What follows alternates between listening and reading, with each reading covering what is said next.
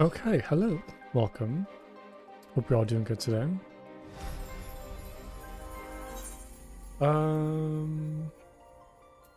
Attack. Oh, I'm the wrong data center. I think I might actually start in like just Ether today.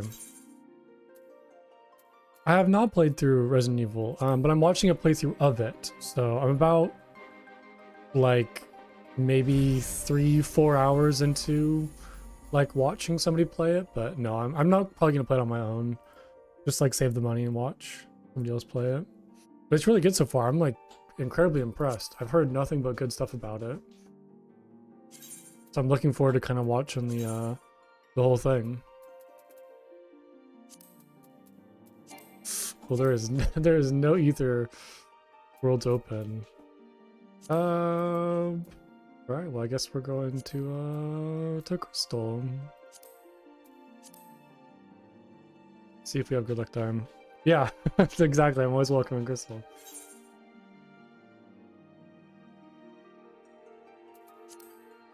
I'm gonna turn on a fan real quick and realize it's so hot in my room.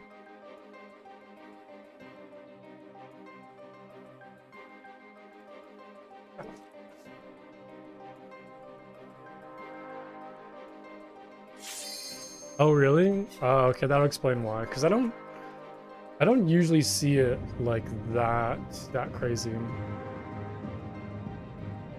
Oh nice. I hope you're enjoying Resident Evil 8.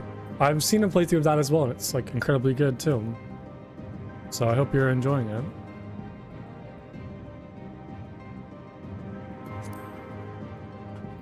Hope you're having a good time. Okay, there we go. Yeah, I just figured I might as well just like hop a different server, considering I'm doing the Alexander raids. Hopefully get some better queue times. Man, it must be very busy today. 28 players in queue. Before I do the Alexander stuff, I do want to do the event, like the little ladies event that's happening. Brute Justice. Was that one of the Alexander raids? Was that like the... I'm trying to remember like where I'm at right now. Because I remember there was like one fight that I really liked. But they all kind of like... I don't know, they all kind of blend together a little bit. But I think the last one I did, like I really enjoyed the fight. Okay. I don't quite remember names. That sounds familiar though. Okay, while I'm here, let's go check on the squadron real quick too.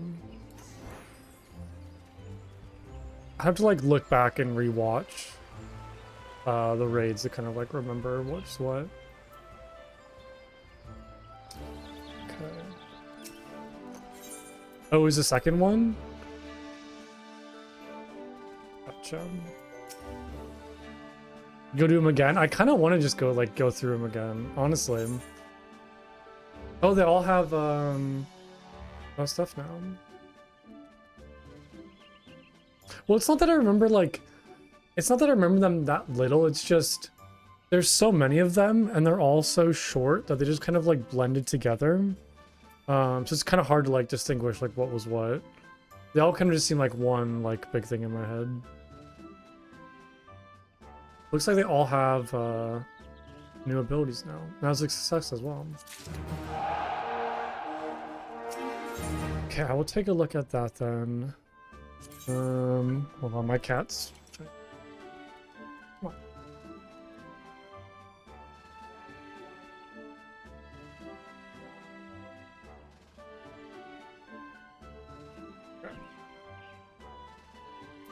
So you have another one now. When all squadron members are of a different class. Oh, it's just the same thing. Okay. Chance to receive contemporary warfare offensive. So how does this... Oh, so I guess like this is an upgraded version of this chemistry? Because it's the same effect except it's... Oh, no, this is different. It's different. Yeah, this is XP earned is increased by 20%, and this is 40% chance of receiving contemporary warfare offense. Well, I can't really do either of these because I don't have the squadron member class set up for it. When accompanied... Oh, a Lalafell. Tactical ability is increased by 10%. Wait, so when this Lalafell is accompanying another Lalafell? I'm assuming? Throw that on. With 3 or more members of the same race. I can't do that. So I guess we'll just do the first one when accompanying Conjurer. That's easy. And then you, when all squadron members are of a different race. Ooh, I can't do that either. Okay, we'll just throw it on just forever, but... so I can only do these two, I guess. That's not too bad then. Are there any new people to recruit?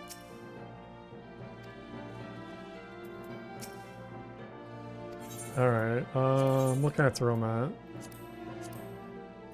I guess I could do this one. Go for it. Okay. It's cool.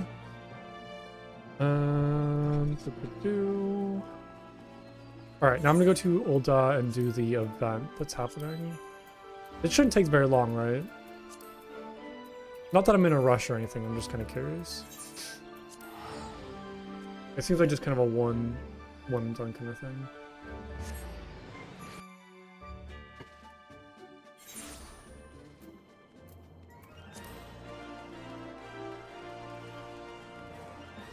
This is the destination with the journey. Honestly, if this was like World of Warcraft, I would say it's the destination, not the journey. But I feel like this game is very much the journey, not this destination. So I do agree with you on that.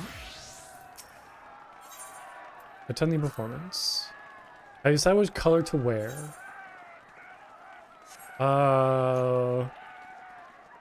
Surprise me.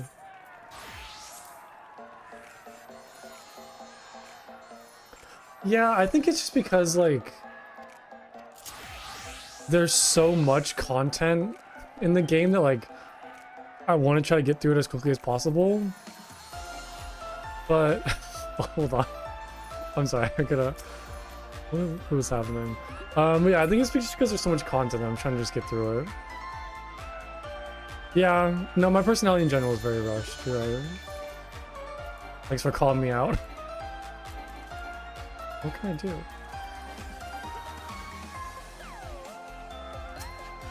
Songbirds in the central of the taken. Speak with the royal handmaid to get dressed and during the show. Okay.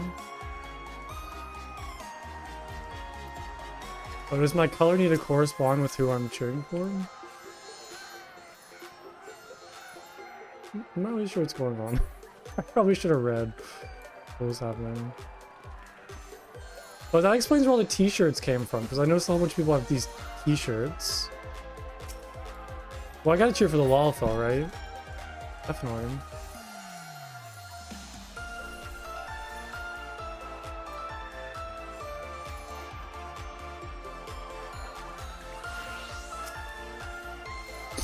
This is something. This is certainly something.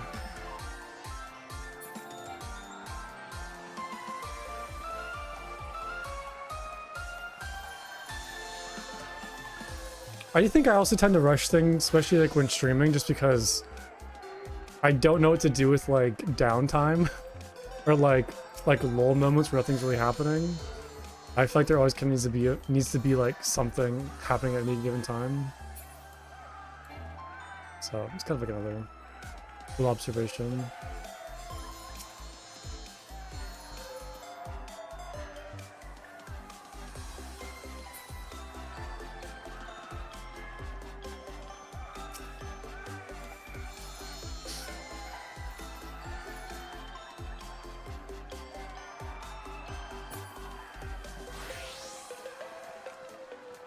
Talking is more important than doing.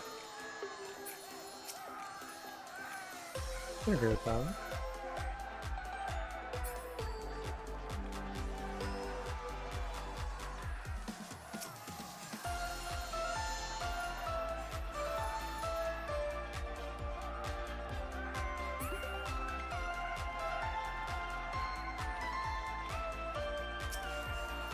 Does it matter that I'm targeting them? I guess I have to, right? Or I can't use these abilities. Or certificates of collaboration. Oh, is this like a thing where I get these like as a currency? And I got so much stuff in my inventory.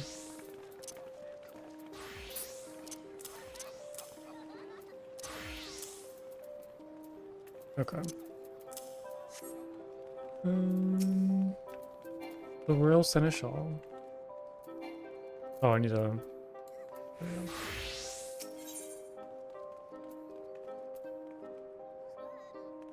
Oh, should I have done this first? Maybe?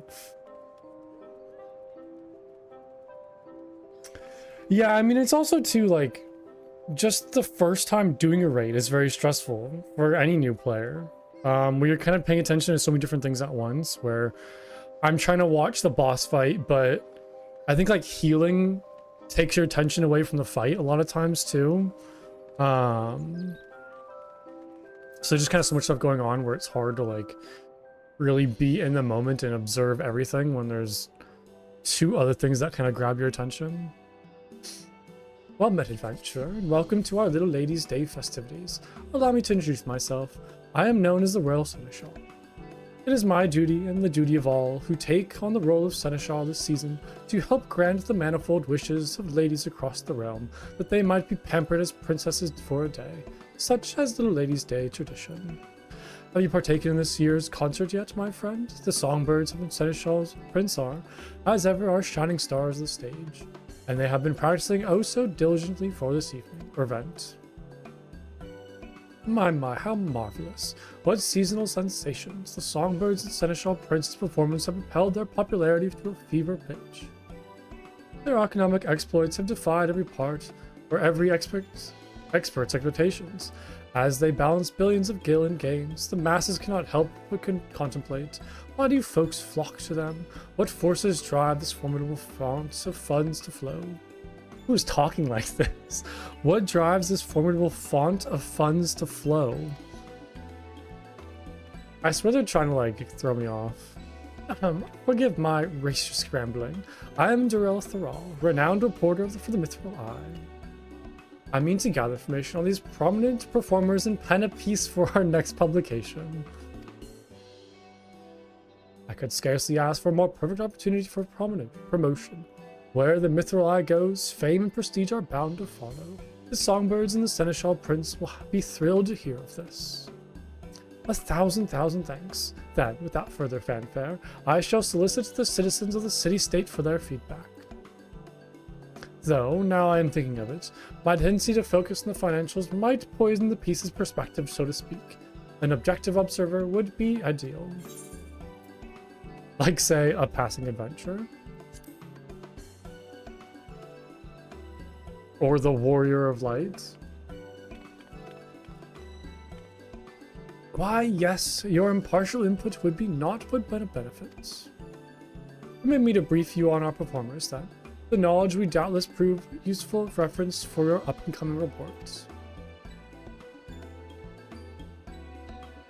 I shall begin with the songbirds, the pride and joy of Little Ladies' Day. Our talented trio consists of Ulala, dressed in crimson, then we have Narumi, clad in yellow, and of course, Masha Makaraka, donning blue. They have come far with their humble beginnings, and their tireless efforts have recently bore fruit. Of late, their concerts have taken the realm by storm, winning countless new fans across Eorzea.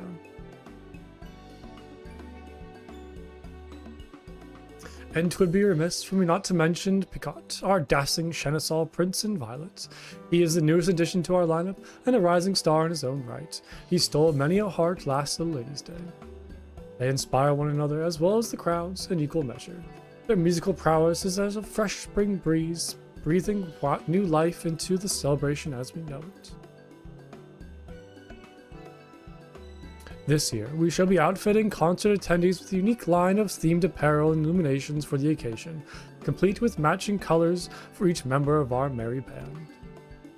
So you appeal to all audiences, allowing spectators to support their favorite singer, a sound strategy. Meanwhile, your prize performers pinpoint their most passionate fans in the process, making for a more memorable experience.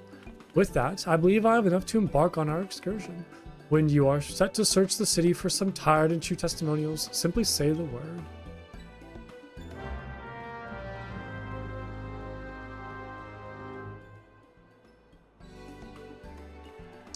Speaking of Dural, okay, was there anything I could do with over here again? Okay, it's just ask and attend. What are certificates of collaboration? As a way to thank those who come to join our merrymaking, we are handing out certificates of collaboration. Speak with the royal servant and you can exchange them for a number of wondrous gifts. If you lack the requisite number of certificates, I would encourage you to attend another performance to receive one. Speak with the royal servant. Oh, this guy. So what can I buy with all this? Good day to you, adventurer. Have you a question regarding the history of Little Lady's Day? I am at your service. Wait. What about the requisites that I got?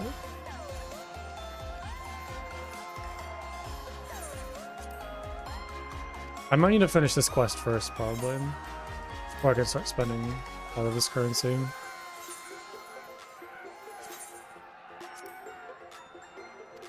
Yeah, to exchange them for a number of wondrous gifts. Okay. Oh, is it this royal servant maybe? Is there another one? We're not open for business. Okay. Never mind. Not that one.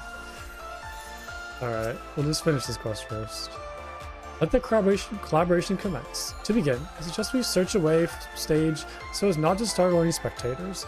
Perhaps we might pursue possible leads near the perimeter of the gates of Nald.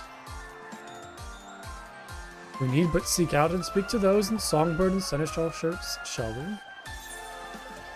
Escorting entails. Certain duties require that one or more NPCs accompany you in order to proceed with quest objectives. Is this new? I don't think I've had like an escort quest like this before. You must keep them at your side. Oh, no, I probably have like... But I think it's more like they're not going to follow me, actually. You must keep them at your side and make your way to a designated location. So long as you remain in the same area, NPC accompanying you will remain at your side even when using teleport or the Ethernet. It's possible to ride mounts or swim while escorting NPCs. Please note, however, they will not appear at your side until you dismount or leave the water. You may also speak with NPCs while escorting them.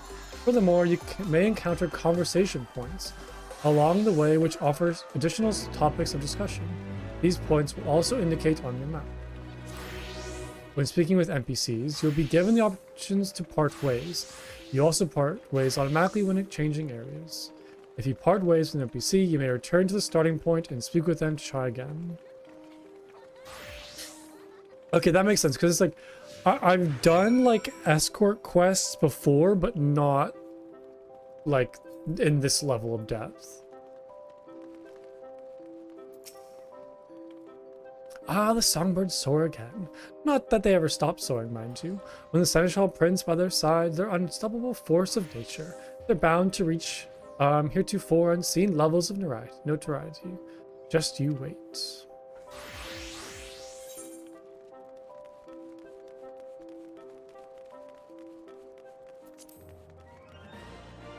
Yeah, I've never done an escort quest with a person that actually follows you. A lot of times they're just kind of walking and you follow them.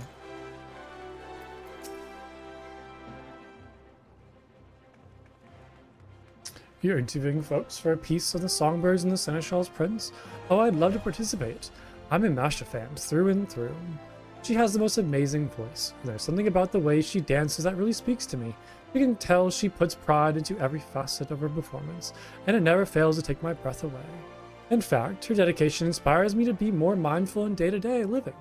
Even with something as simple as descending the stairs, I often find myself thinking, I must be careful. Masha needs me.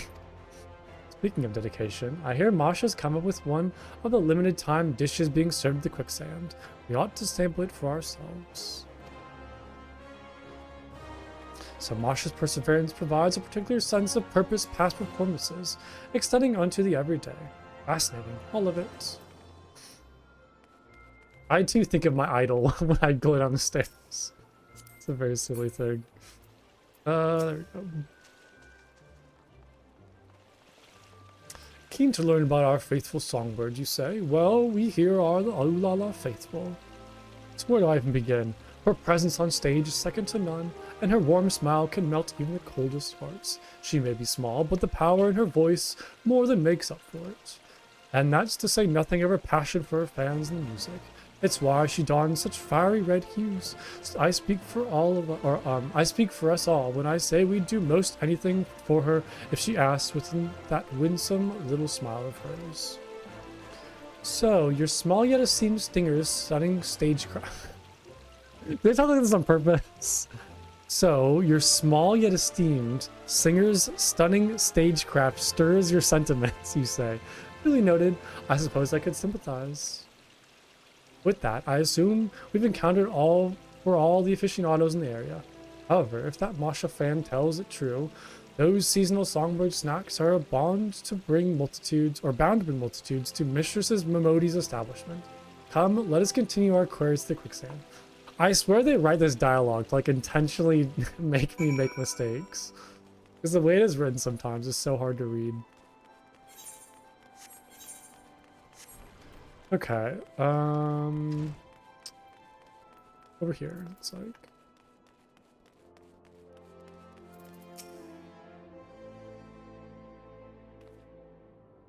Asking about the stars on Little Lady's Day?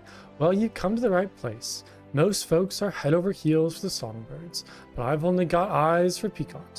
His debut last Little Lady's Day really won me over. As Seneschal Prince, he takes it upon himself to treat his fans like royalty.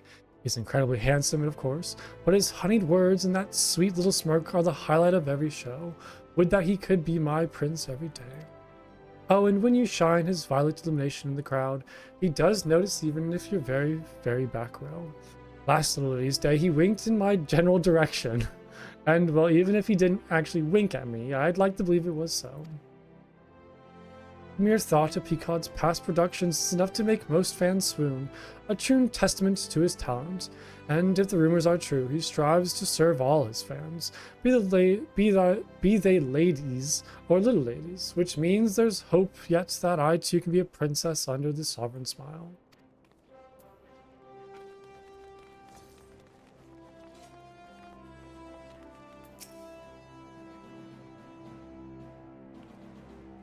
Ah, you're reporting for the Myth or I, are you?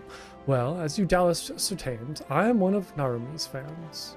Though she may be the most demure of the three songbirds, she harbors a quiet strength and endless compassion that we cannot help but cherish. She approaches her art so delicately, so exquisitely, that it feels as though she is speaking to all her fans as individuals. It compels us to support her in her everyday endeavors, that she might always know happiness in the spotlight. So, Narumi employs a subtle yet sincere approach, imagining such a saintly smile on stage. Why, I could certainly see the appeal. As assumed, our performers possess a fiery fan base. With this wealth of wisdom, I am well prepared to write. But one thing struck me as strange. While we were wandering, I espied an elegant young lady surveying the songbirds and seneschal stage from afar. I'm interested in interviewing her as well. If she is so inclined, shall we sally forth and see what she says? Okay. This person?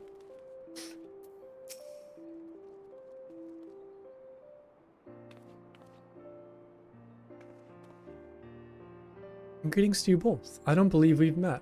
I am Alditha Thorn. Is there aught I can assist you with? Such serendipity. A scion of the honored house Thorn. I had heard that your house had contributed a substantial sum in support of these festivities. Come to celebrate and see the show, I gather? Indeed, on behalf of House Thorn, and out of my own curiosity, I wish to behold the annual concert with my own eyes. 'Tis heartening to know the annual performances have blossomed into such a passionate showcase of song and dance. Would that I could join the audience and show my own support. Why not? No. Though you are hale enough to travel this day, I must advise against it, my lady. We cannot risk worsening your condition. Alas, it is as Rudolph says, I'm not the strength to sway to the rhythm and jump about as I please.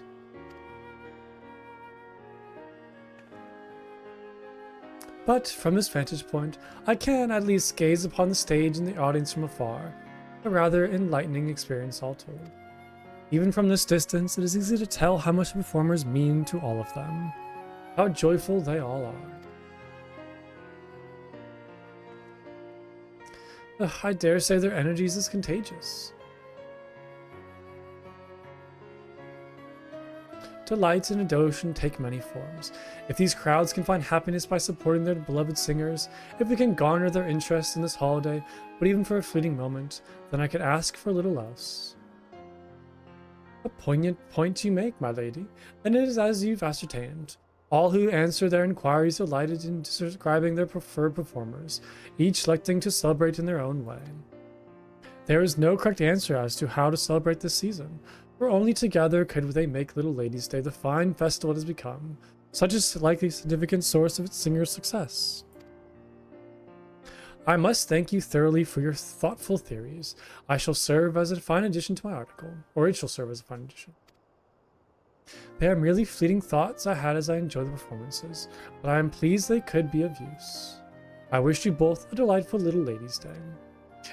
Is this like an actual holiday? Not like, it's not the US, but like, is this based on a real holiday? Like maybe a Japanese tradition? Or is this just like a made up? Okay, really? It is like a Japanese holiday? Interesting. I figured it had to like be based on something. I owe you one for your committed cooperation. Indeed, I've amassed all manner of ardent accounts from the fans.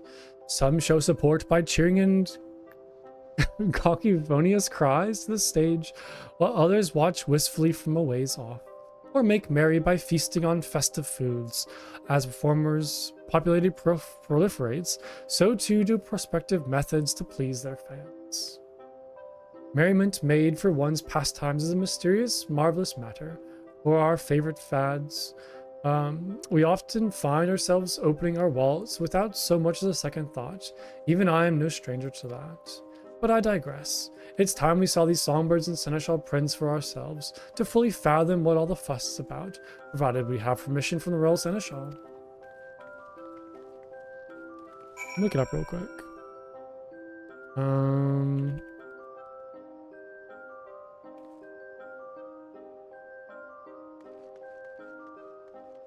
Hinamatsuri, or Girls' Day, is a cherished Japanese tradition celebrated annually on March 3rd.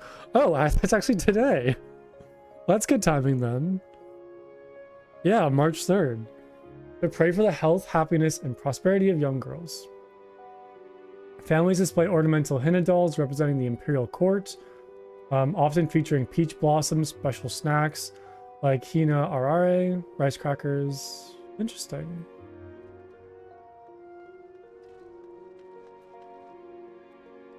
Starting mid-February, families with daughters display special dolls.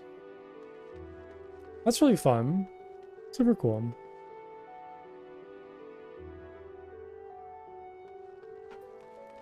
Okay, so I guess this is where it tells me to actually, like, you know, visit the performance.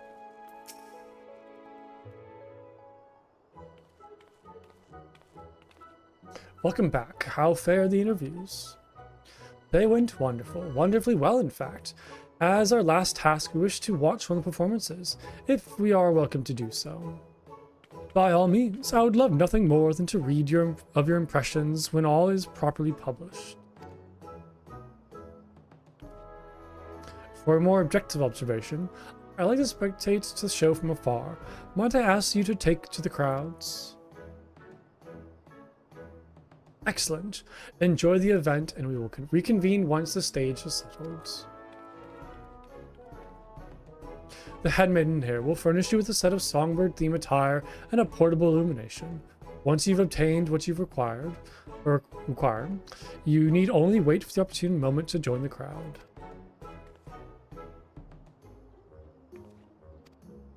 Okay, yeah, we got all this.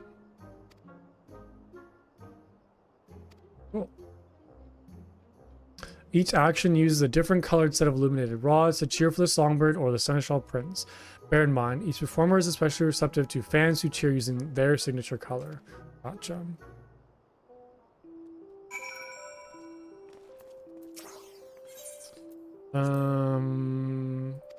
Let's go. I guess let's do red again because the wall fell.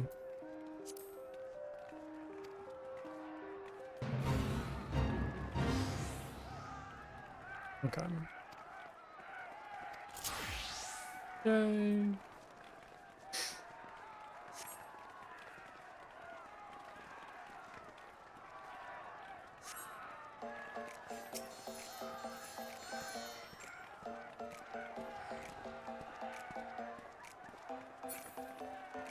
His dance moves are so silly. It's very silly. I love it. I'm like the best one.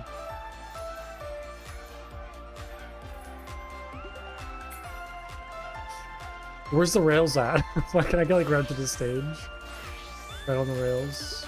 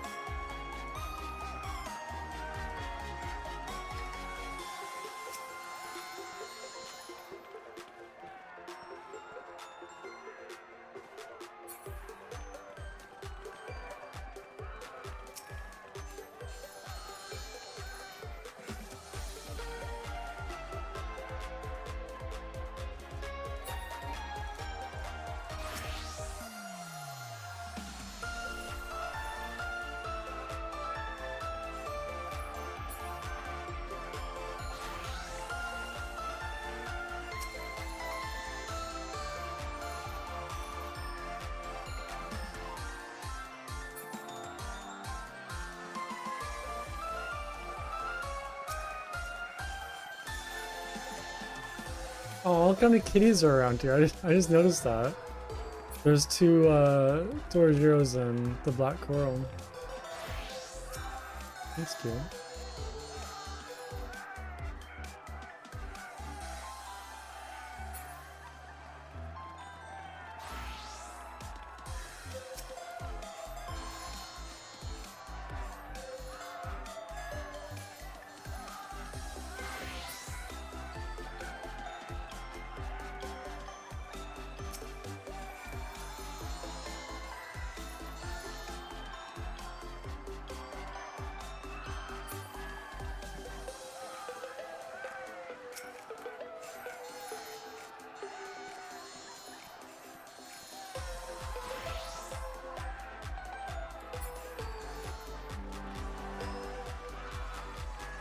I look so silly. I love it. Why am I like so hunched over when I do that? I guess it looks fun. Not that bad.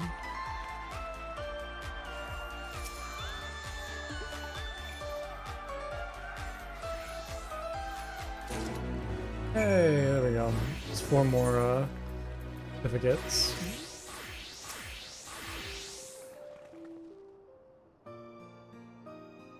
You have my thanks for your participation, adventurer. Your fever out in the crowds did not go unnoticed.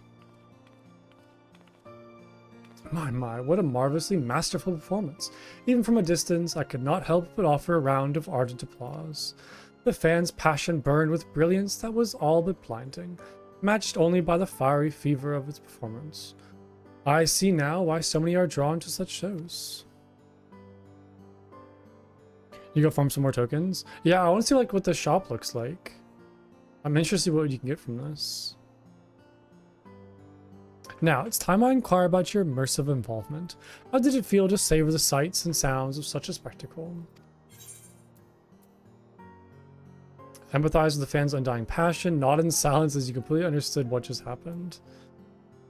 Yeah, admit that you revel in every moment.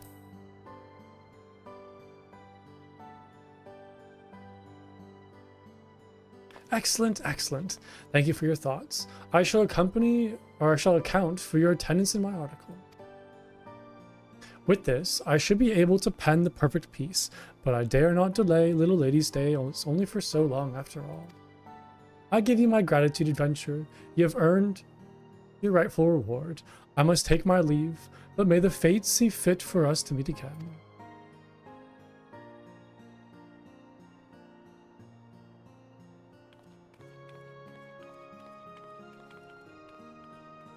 'Twas a pleasure to see you enjoy the show. Do not hesitate to join in again if you feel so inclined. We've plenty of performances scheduled. I offer you my gratitude for aiding Darrell Thrall, and wish you a wonderful Little Lady's Day. Oh, I get all of these. Oh, it's like a different color for each cheer you know. Cool. Well, that's fun. Who traded with the royal servant at the Ruby Road Exchange for gear and items. You may also exchange them for unique emotes that vary from the quest reward. Participate in the performances and collect as many as you can before the festival or festivities conclude.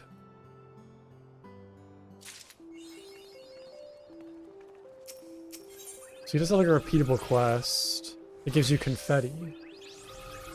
Interesting. Seasonal miscellaneous. Allow me to thank you again, adventurer, for such an enthusiastic showing at our recent concerts. As it happens, the songbirds and the Seneschal Prince are scheduled to take a break from the spotlight in mere moments.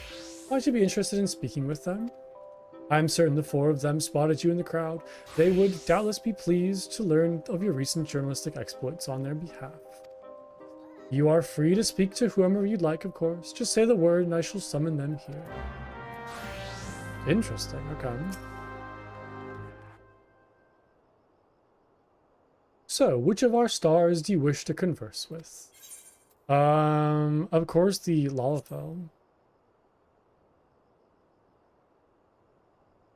But of course, I shall go and fetch them right away. Until then, would you kindly wait by that perch or the peach tree over yonder?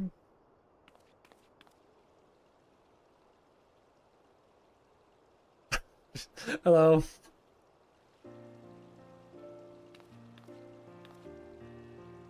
Oh, she's adorable. Greetings, Ulala here, but you already knew that. Thanks ever so much for cheering us on. I spied you in the audience, you know. I was like in the front row, like right up against the stage. How could you not see me? I take it you joined the rest of my adoring fans in Crimson, yes? Oh, what am I saying? Of course you did. If you attend another concert, rest assured I'll be keeping an eye out for you. And if you're not wavering my colors around, well, let's just say you and I will have some words. My illuminations will glow forever red in your honor. Don't overexert yourself out there. That seems kind of weird to say. I like this just because it's kind of silly. My illuminations will grow or glow forever red in your honor. As well they should. I am, of course, Eorz's premier songstress, or aiming towards that lofty title anyways. A songbird's work is never done. In any event, with plenty more shows to put on, so do join us again. You'll be cheering ooh la la ooh la la in time with the rest of them soon enough.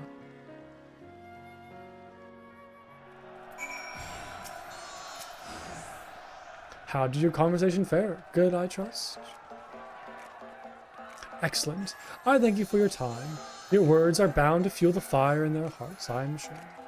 Should you wish to speak with anyone else for the duration of Little Lady's Day, you need only ask. 'Tis the least we can do for you. The performances shall continue for a while yet, so please do enjoy the festivities to your heart's content. Okay. Was it this royal servant? Yes. So there's the t-shirts. Cheer rhythm bright, cheer light green, a song. These are like decorations for your house, I'm assuming. Weeping cherry tree is kind of cool. I like that.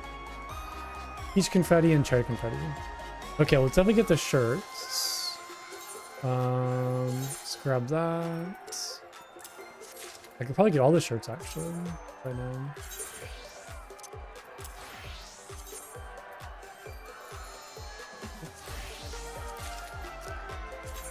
This one.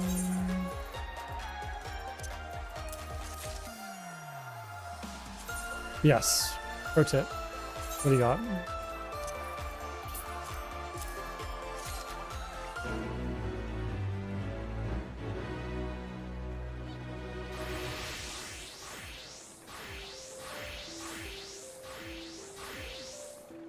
Oh, really? Oh, super helpful.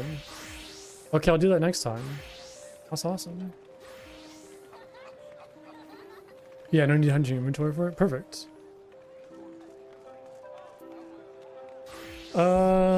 Okay, I think I do want to get both of these emotes, and then might as well get the song as well. I don't know if I really, well, I guess I could probably go for this stuff too, just to get it. We'll see. I don't really have like a house in our apartment, so I feel like furniture isn't like immediately useful, but it could be nice just to have if I ever do want to use it. I like that outfit, by the way. Hold on. It's caught my eye. I do love, this is like the astrologian, right? Like this style outfit. I don't know what, but isn't that symbol sage? So it's like a sage outfit actually. I still need to learn like all the icon.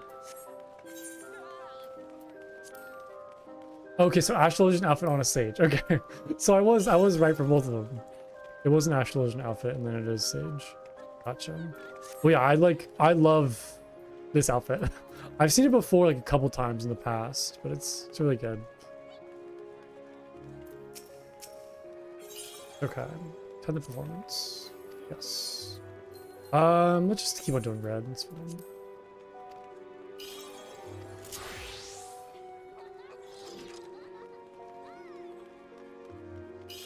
Oh, do I need to wait for the next performance?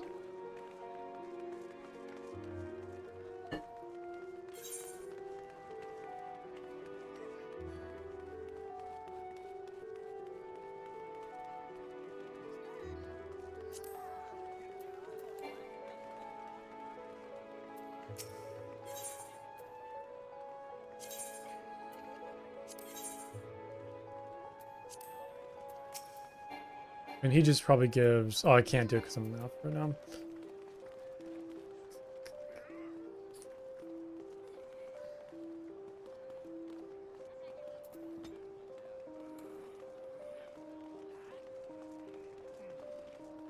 There's a lot of people around here. It's cool.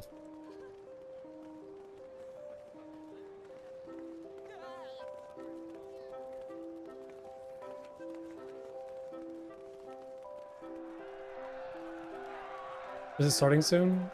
I hear a crowd gathering. Oh yeah, look at everybody like run towards the stage. I love that. Alright, we gotta go right up against the stage again. Actually, I think they probably can't even see me because I'm so short. I'm like hidden in front of the stage.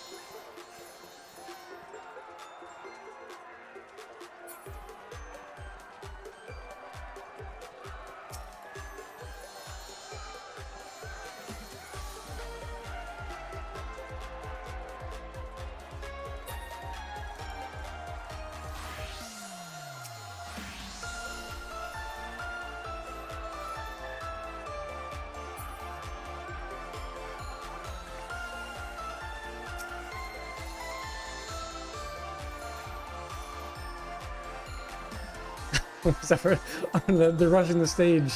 Where's security? Get them.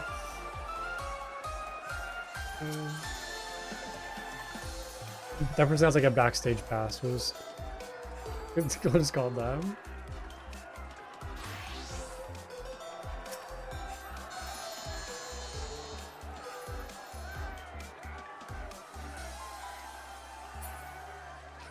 Who is this man? This like shirtless man. Like I'm at a rave now.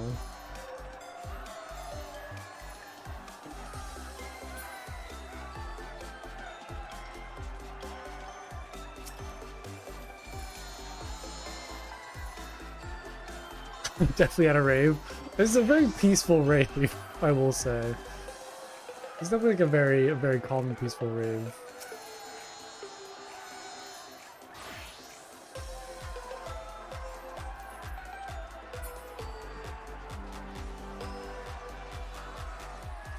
Also, we're very clothed for a rave too. This isn't really a rave attire. We got too much clothes on.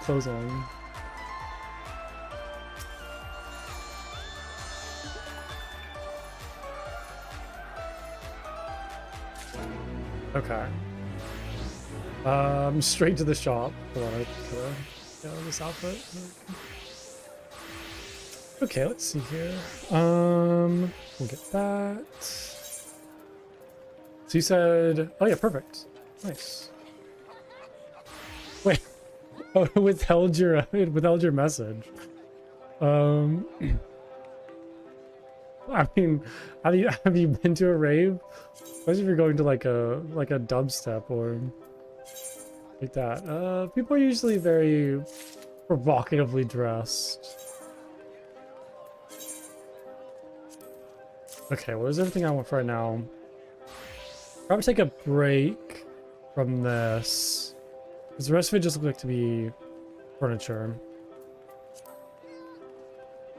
I'll take a look at what I got currently. So use all these.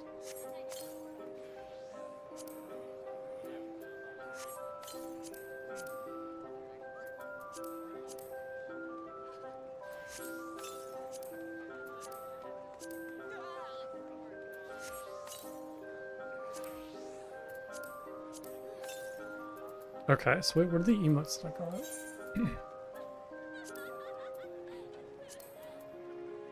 Okay, so there's the purple. Oh, so this is cheer rhythm. Cheer rhythm bright. Cheer light blue. Okay, it's like back and forth. Yeah, there's the Manderville poses. Those are great. And there's even like facial emotes too. It's crazy. Oh god. I don't. Oh god, I just made it worse. The pucker up. So silly. The fake smile. Sneer. Taunt. Oh, that's adorable. Hold on. Okay, that's how I blink back and forth. Well, cool. That's nice. And then I got all these t-shirts. I'm gonna go pop over to my inn. I'm gonna be honest. I don't know where the inn is at. And oh, it's over here. Okay. Never mind. It's probably the location marked in. Just gonna go over there real quick and kind of put some of the stuff away before I head back out. There's like all these t-shirts and some orchestrion rolls to put away.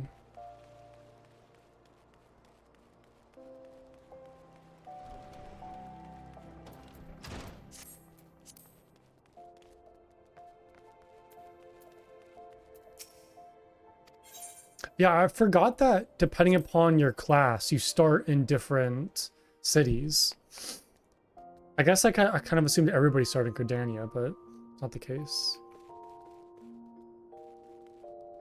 I wonder, would these be like armoire items? Yeah.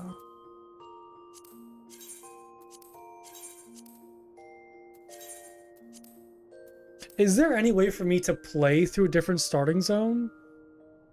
Or would I have to make a new character?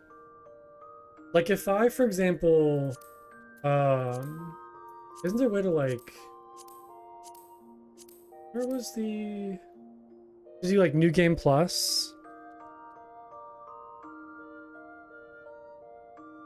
Okay, gotcha. So like that's why I always pop in Gridania. Gotcha. Yeah, but wasn't it like a New Game Plus? Where it's at? But yeah, like, could I go back with this character and like start in different? I'm not sure if the New Game Plus supports that. Oh, okay, so I would need to make like a whole entire new character, from what it sounds like, and then just like start with a different class.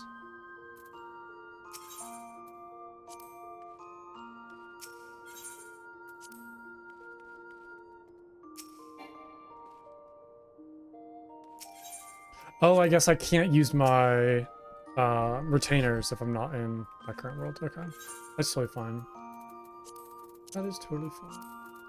I keep this stuff over here for now, just to make sure I don't lose track of it. So if stuff is in my armoire, can I use it for like glamours? Also, I think I have stuff to turn into glamour. Oh, it's under duty menu? Oh, yeah, right. New Game Plus. Perfect. Okay, cool.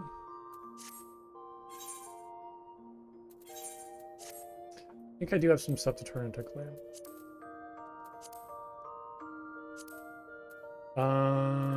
Excuse me. This one. Gloves. These. The scarf as well. Cool.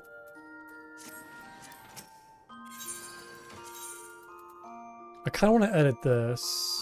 I wish I could also like rearrange these, like move this one to 1.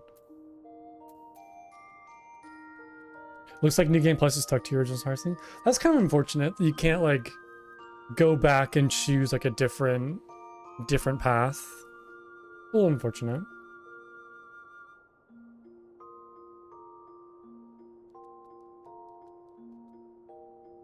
Okay. Wait, so where would I find those t-shirts though? Oh, open armoire. Perfect. I love that. Yeah, there we go. What's like a good pair of pants to go with this? Oops. Is my stream laggy at all? It's saying I have a lot of drop frames. Not sure what's going on. Is the stream quality bad at all? Has it been lagging? Hopefully it's good. I haven't noticed any problems on my end, but it's even a little weird.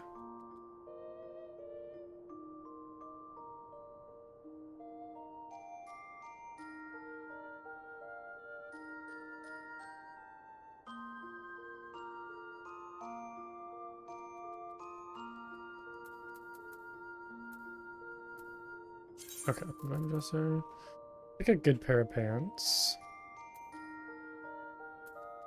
Yeah, dropping frames? Okay. I am not sure what is going on. The other streams are fine. Yeah, no, I don't think it's you. It's definitely me. I might restart the stream real quick. I'm not sure what's happening. Okay, I think things are fixed now. I hope. I don't see any drop frames. Looks like OBS is running better too now. So I think things should be good. I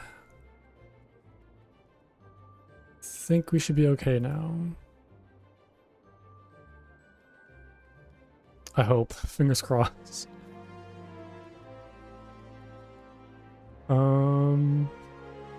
Yeah. I think we're good. That was really weird. My OBS was like having some very weird issues. Like I would go and try and stop the stream and my entire OBS would just like freeze. And I had to go in and like, you know, task manager, like end task for OBS and restart my computer. But I pretty much like restarted my router, uninstalled OBS, reinstalled it, restarted my computer again. It seems like we're good now. I don't really know what fixed it, but it seems like something fixed it, so hopefully it stays fixed. But yeah, it's like I'm very grateful that I rarely ever have issues with OBS or streaming. Like generally things are very okay, but the problem is like when I do have issues, I don't really know how to fix them. But we seem good now, so I don't want to like jinx it or anything. So just let's get back to playing Final Fantasy. I've wasted enough time, so we gotta kind of catch up after the, you know, while that I was away. However, I do want to go back to this glamour and get like a fun little thing set up. Seasonal. I mean, we have to have Ulala, right? The Lalafell. It's so silly to me. I love it. Let's go for it. Okay. There's that. I also want to find some better pants. A good pair of pants that goes with it. That doesn't. I don't like the look of that. Let's not do that.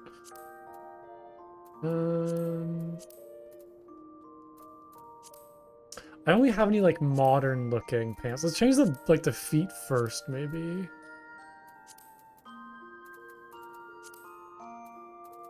Because maybe that'll like... Yeah, again, like I don't have any modern looking shoes either.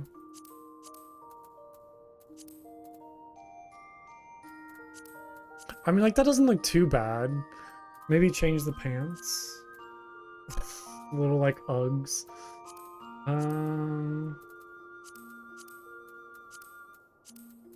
Yeah, I mean, like these are kind of like the most like low profile, just simple boots that I have. I guess these two, but I don't. These look like too small.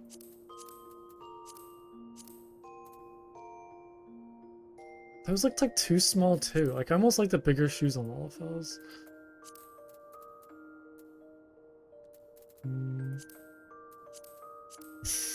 Oh, weird looking. That looks weird. Honestly, like this wouldn't look too bad if I could find like a different color for the pants. Like if I changed the color to like black or something. Because it also kind of like covers up the boots a little bit. There's like a pair of jeans too, but I don't like those jeans, unfortunately. Well, how would I change the color of dye? Oh, but I think I need to go grab dye, which is all in my... Wait, no, I think I have dye in Chocobo Saddlebag. Hold on. Just gotta change it. Do I have a... I have brown, pink, green. I don't have like a black dye though. Blue. I don't know if blue would really look good. I don't think brown would look good either. Okay.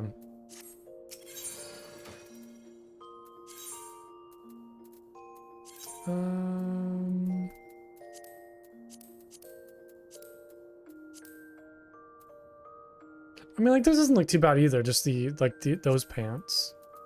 Maybe find about like a different shoe. I just wish I had like kind of like some sort of baggy like black cargo pants. I feel like would go well with it. And the closest thing is, I mean, there's like this, which isn't too bad. It's like a lighter variant of it too. I mean, that's not too bad. Like I don't mind that. Every time I click on this, it's so silly. It's so cursed looking. This isn't that bad either, actually. Hold on, I kind of like this. There's some like baggy pants. Like, it doesn't, now it's like the boots are a little weird, but those baggy pants are quite nice.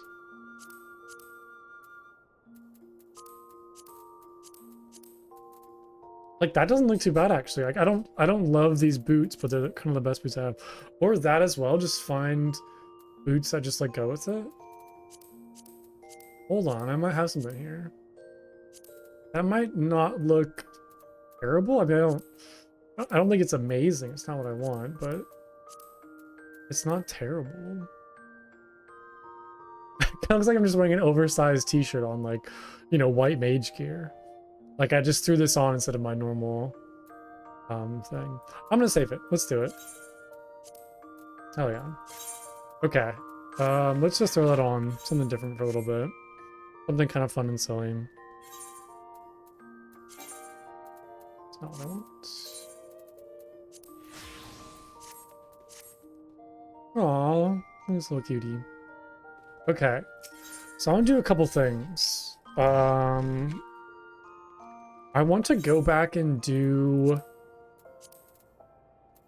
this Alexander raid, just to kind of experience it again and like get a little refresher on where I left off, and then I can kind of pick up and resume with what I was doing. Because I think I need to go back to Idyllshire and grab the new quests. What is that? Oh, it's like telling me I have quests over there? Oh, interesting. I guess that's the wait, unidentified flying object. What is that?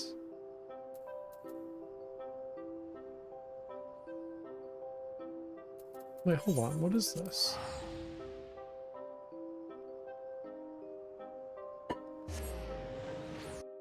This isn't the MSQ.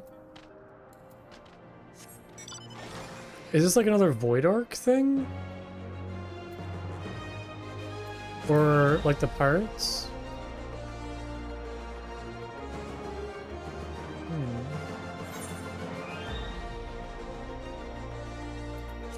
I know like the Soul Without Life, I'm pretty sure is a like a job quest. What is that?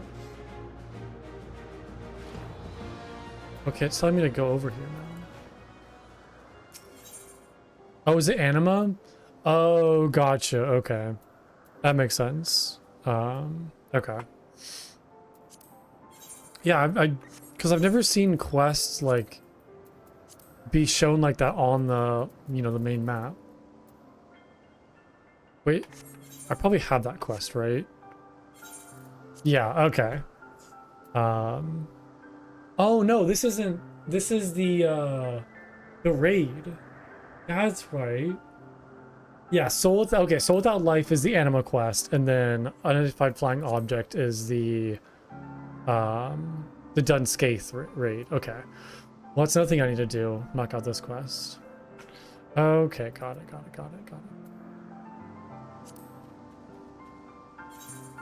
Is it showing up on the map because I turned those off? Is that why it's showing those up? Because I like hid those? Well, no, because then it would have shown like Sage and Relic Reborn.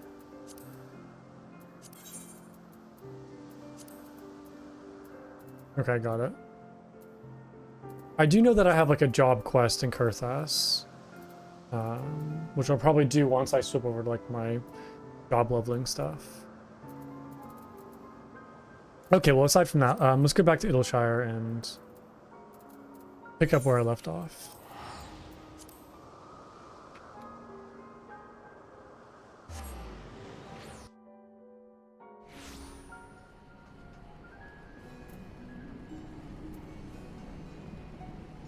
I do also need to take a look at my kind of hotbar at some point, because I need to like figure out where to put Aquavale and how to kind of readjust some things.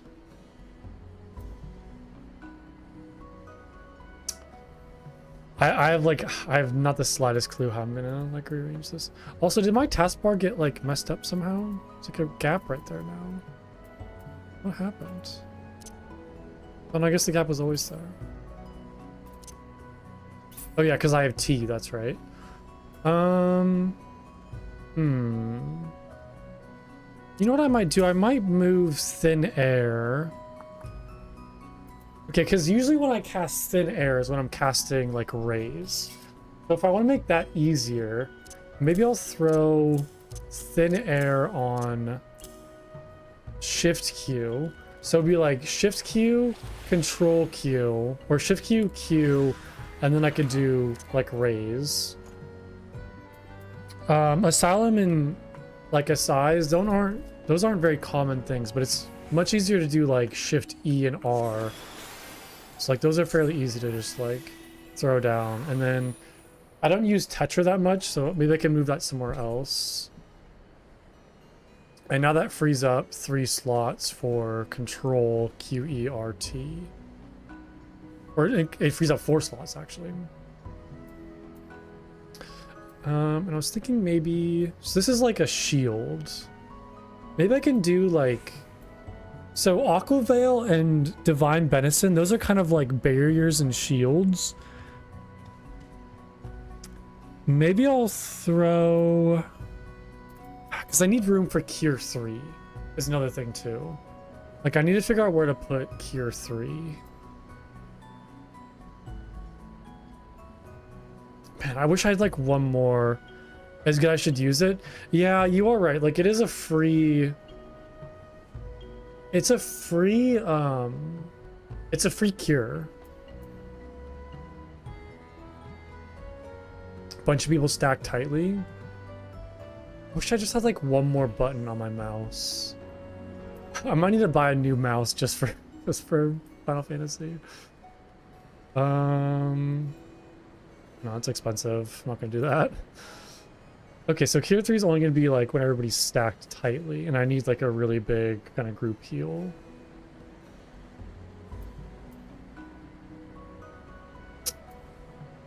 ZXCV.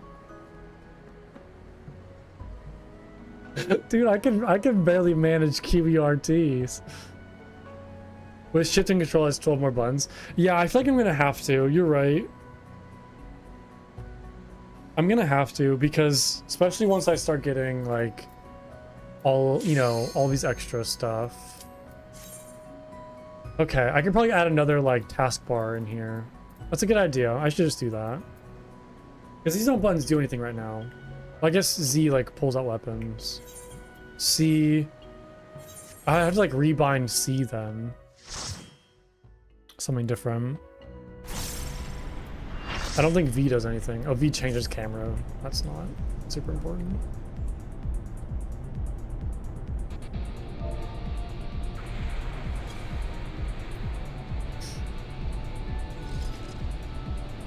Oh, Shift C?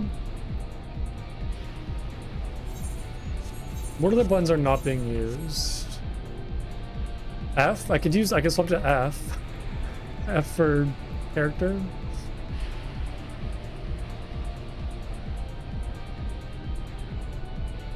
F is face target? Oh. Yeah, then I'd have to do like a shift C sort of thing. Kind of important. Yeah, you're right.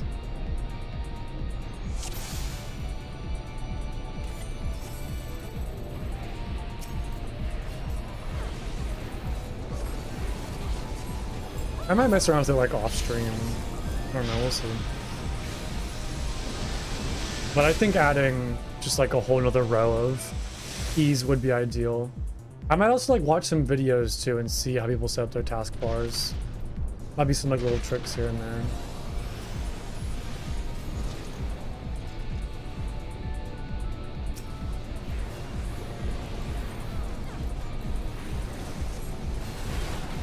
But I kind of like what I have right now. Like, I like my Lily spells being on shift. That's really nice. Just like easy to cast, easy to do.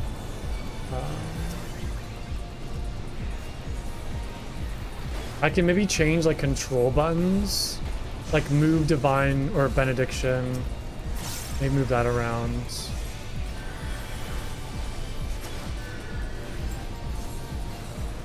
Because I kind of want to like group like spells with, you know, like spells.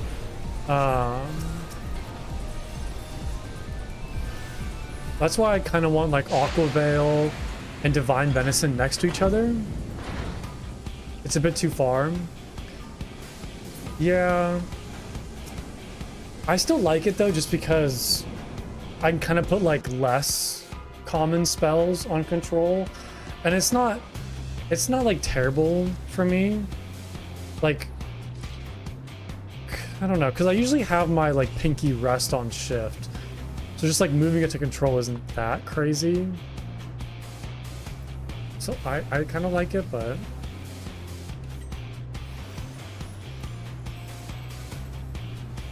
you'll just click instead. Oh yeah, I never thought about like clicking.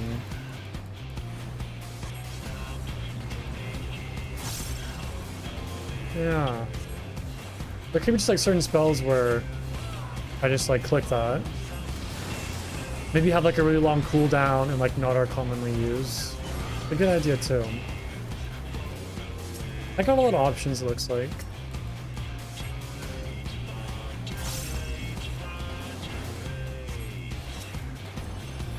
Res, Thin Air, and Spell Haste you just clicked.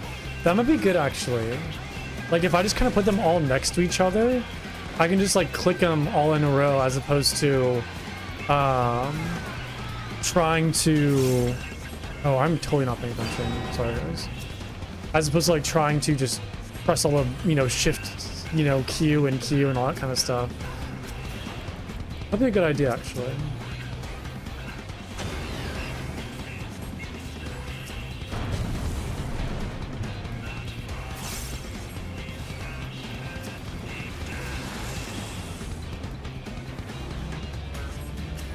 I kind of like that. I might do that. Because I definitely like, usually when I'm casting res, like, it's a lot of different buttons to press all in like rotation, and I kind of mess it up a lot, so having it just like easier, kind of all lined up might be a better idea.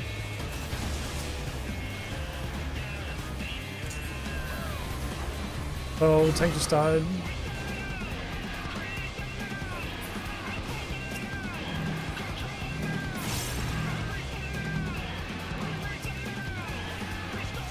I don't know what's going on. I need to just like focus. Okay.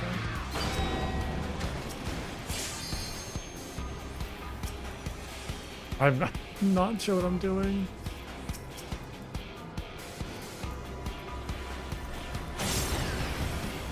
Okay, that person just got crushed.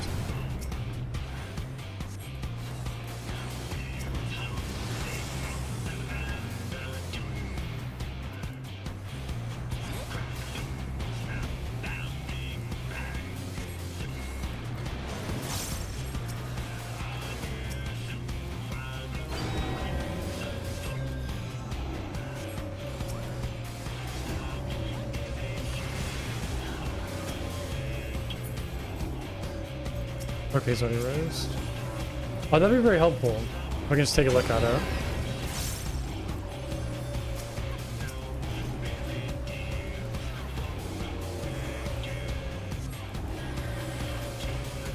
Man, this tank is just taking so much damage.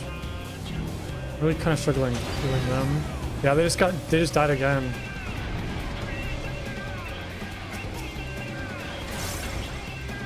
Oh, this might be a wipe actually. I don't know what to do. I don't know what to do right now.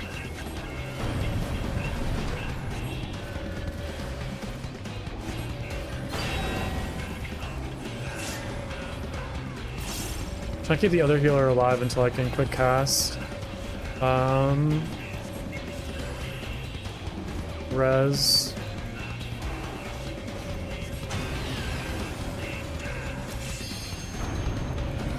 Okay, there's the tank up.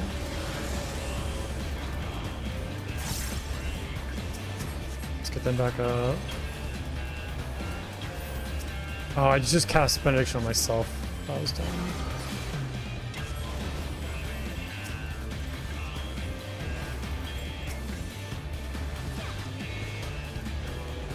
Okay, this is really testing me right now. I'm kind of like fumbling.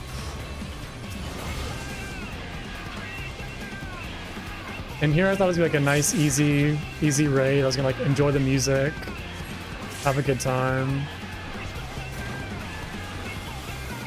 Not really getting that. Just like pressing all my buttons right now. Yeah, this. Yeah, the first time I did this, it was not as bad as this. It was not as bad. This tank is just taking so much damage, though.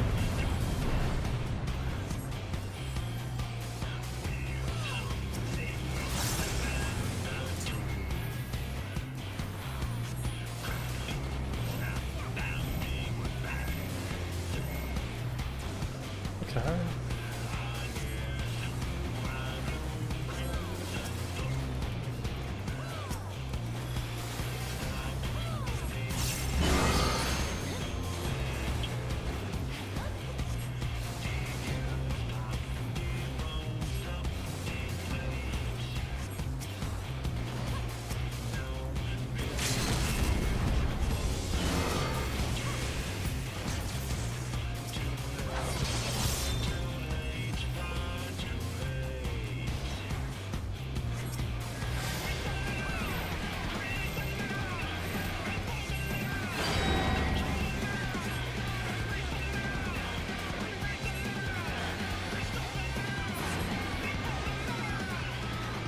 Oh, well, that was certainly that was a little sloppy, but I did it, man.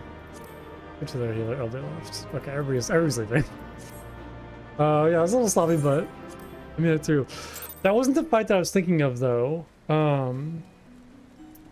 Maybe it was the fight that you mentioned earlier, Boogaloo, but it was like a machine that like broke up into separate parts and then recombined. I was trying to remember what that one was.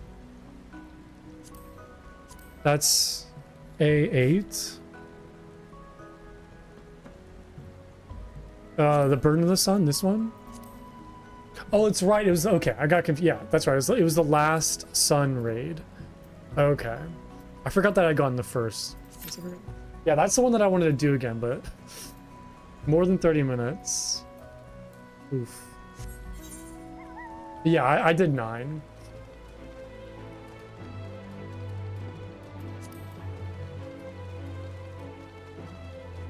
Okay, cool. Thank you for the help.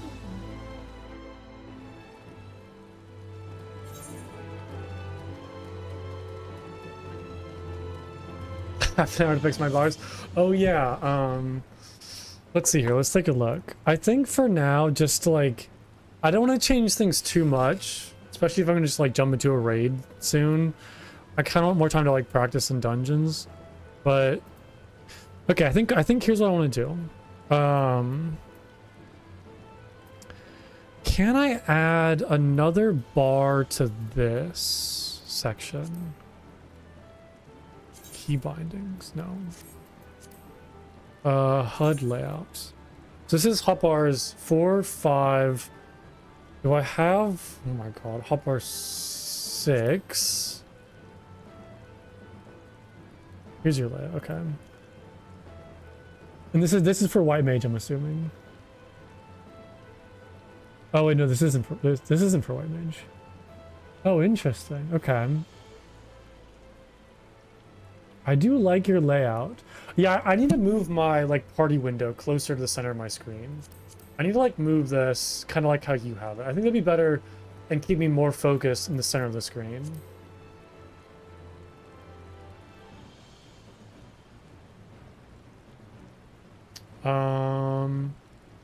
Okay, I do like your layout though.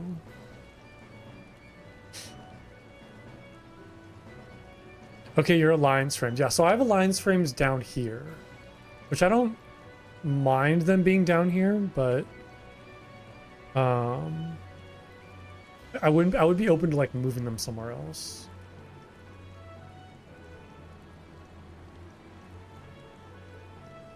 Okay, so your buttons are laid out in a way that's on the keyboard. Ah, gotcha. Okay, so I see. Okay, so I see like 1 through 9. Yeah, see, like, I'm only using 1 through 4.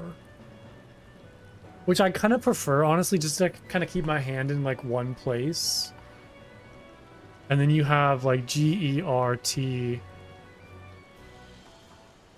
Okay, and then ZXE. Okay. So are you using, like, any shift, like, buttons? Only shift 1 through 4. Okay. Oh, I see it up in the top. Yeah, 1, 2, 3, 4. Gotcha. Okay. Yeah, and you're even using, like... Okay. Yeah, I think... Let's see here. There's mouse buttons. Oh, okay, I see. Yeah, that's something of like hotbar 6. Let's see here. I might just need to like try a whole bunch of stuff and see like what works and just kind of mess around and just try things, you know. But okay, here's kind of my thought, and you can let me know if this is like dumb or stupid. I might move this somewhere else, but so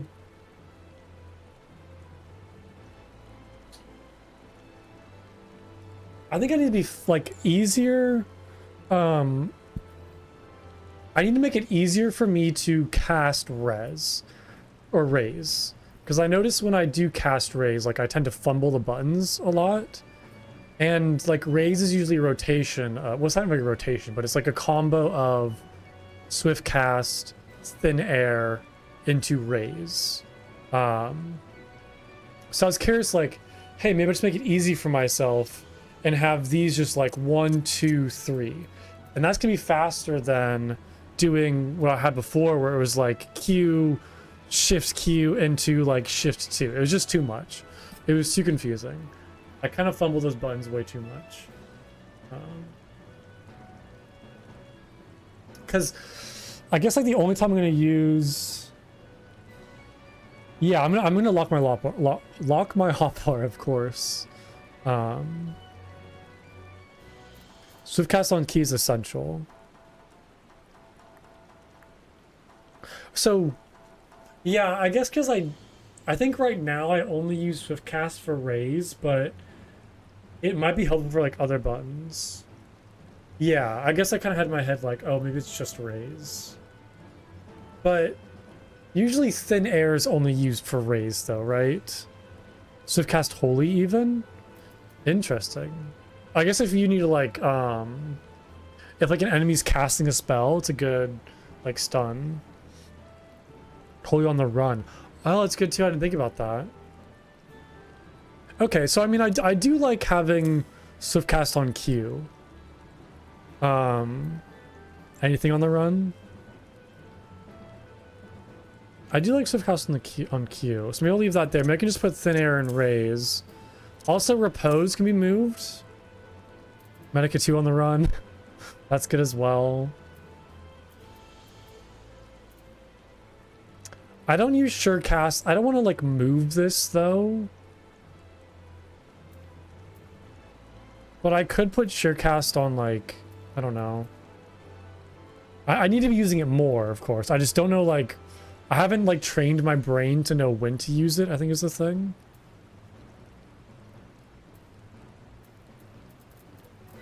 So what'd that free up? That freed up like shift, some mouse buttons. I can move this like 4.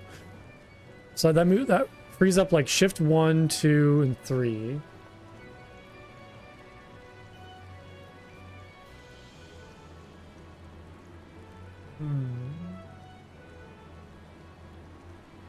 I'm gonna like try to just fit everything I can in now before I start adding like more buttons.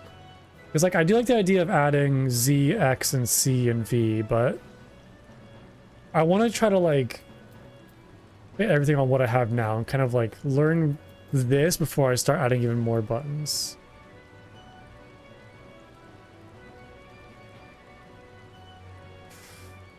So Aquavale. I like this setup, like Q, E, R, and T. I like how I have this right now. Although I could move,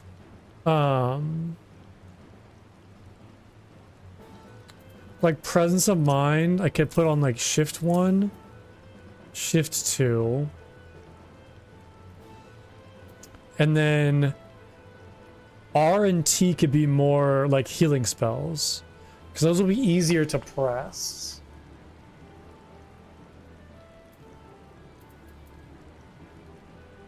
So I could do like regen, aqua veil, divine benison.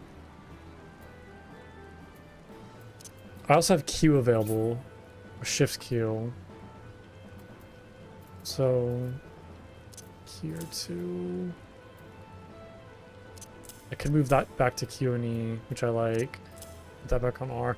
I don't know. Like I feel like it's just gonna involve me like moving stuff around and testing stuff until I figure out like what works. And figure out like what like naturally makes sense in my head. Because again, like I want to group stuff with like stuff, right? So I like having all of my combat spells on 1 through 4. That's just like very simple and easy for me.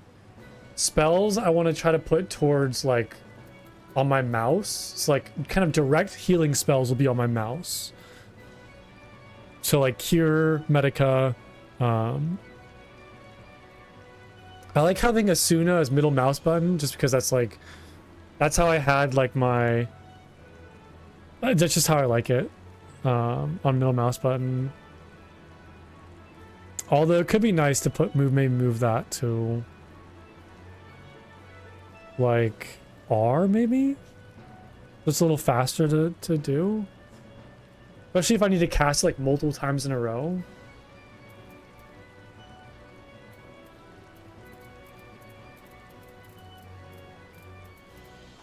Benediction, I like having that on control. Like Cure 2. I could put Cure 2 on control click just to kind of like, so control like Cure's always on like this certain button. By mage bars. Okay, so you kind of have a similar setup to what you had before. Okay, so you have like 1, 2 as like your healing spells. I'm trying to like, some of your spells are different like icons. Oh no, there's okay, so there's holy. Wait, do you click for holy? I see holy. Glare. There's glare. Glare's on Z. Is that shift Z? Cure 2 is a spam button. It should be a single press. Yeah, Cure 2 is always going to be like a mouse button. It's always going to be this button. The easiest mouse button for me to press. Column 7's where it gets weird with mouse buttons. Gotcha.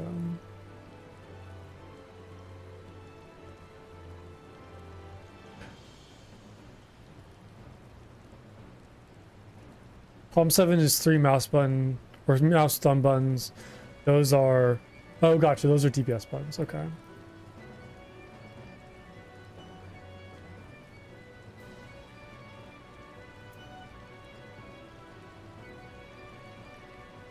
Okay.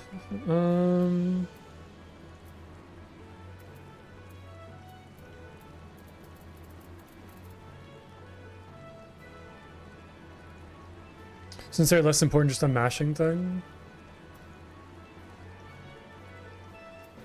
I could also move like sprint, ethereal shift, rescue.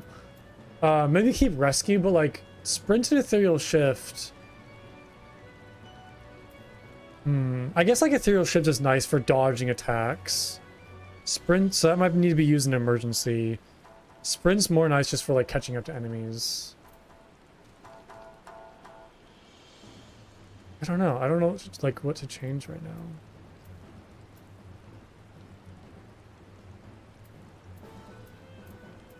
Let me just kind of stick with this for now and just like test it out and see how this works. And then I can kind of like, you know, adjust stuff from there. Because I still have space for like 1, Uh, 2, 3, 4, 5. 1 to 5 buttons are your most important buttons, then Q, E, R, T, then Z, X, C, V. That makes sense. Like 1 to 5 is easiest to press, and then Q, E, R, T is next, and then Z, X, C, V. Okay.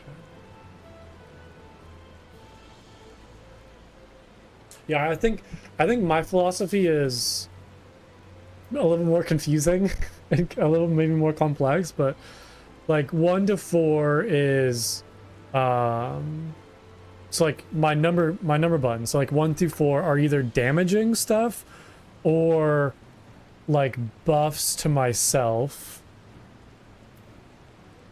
Kind of. QERT is like less like healing spells that are cast less often, or like regen. I don't really have like a logic to it. And then mouse button is like direct heals, kind of. QER2 is regen, Asuna, Tetra, size.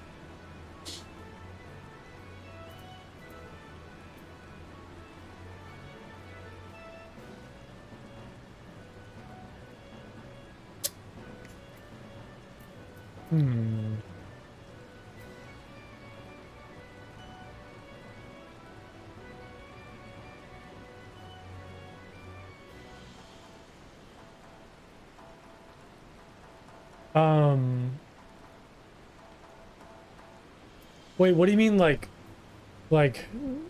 trying to pick a target and then... No, because... No, I don't think it's... My mouse buttons aren't a problem. It's more so like just remembering the shift and control key. Like those are the problems. Like my just like I don't have good muscle memory yet of where my spells are, and because I'm having to do like shift and control, it's more so like, you know, my left hand on my keyboard. I don't usually have issues with like the mouse.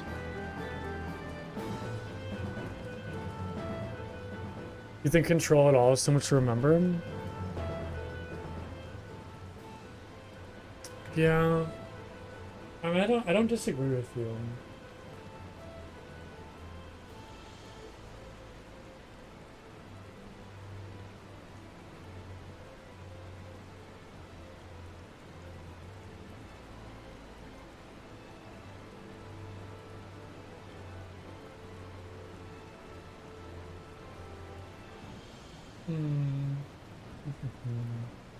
Yeah, because it feels like this style is like I'm learning kind of 3 different things that are overlaid on top of each other.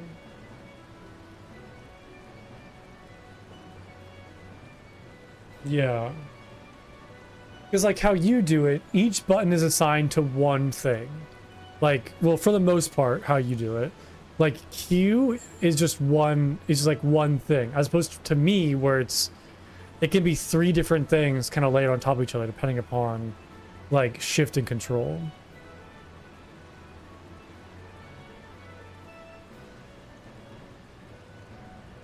Yeah, I just like, I don't know, like I'm gonna be like very stubborn when it comes to like not having my heels on my mouse. 'Cause that's just how I'm like so used to it that way. But yeah, I get what you're saying, where it's easier like brain to separate those actions, where it's not like Q does one thing and that's it. It's not Q does 3 different things depending upon what button I press first.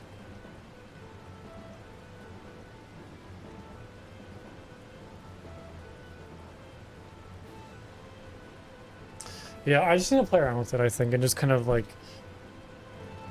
what feels naturally to me. Also, I'm just gonna leave this queue. I don't know why I'm still in it. Let's just leave that and go pick up the quests. Yeah, I just need to like practice. I mean, that's really the only thing I can think of right now, is just keep on practicing and just kind of feel what comes naturally to me, and just like try different styles and just run dungeons with different key bindings and just kind of see what feels nice.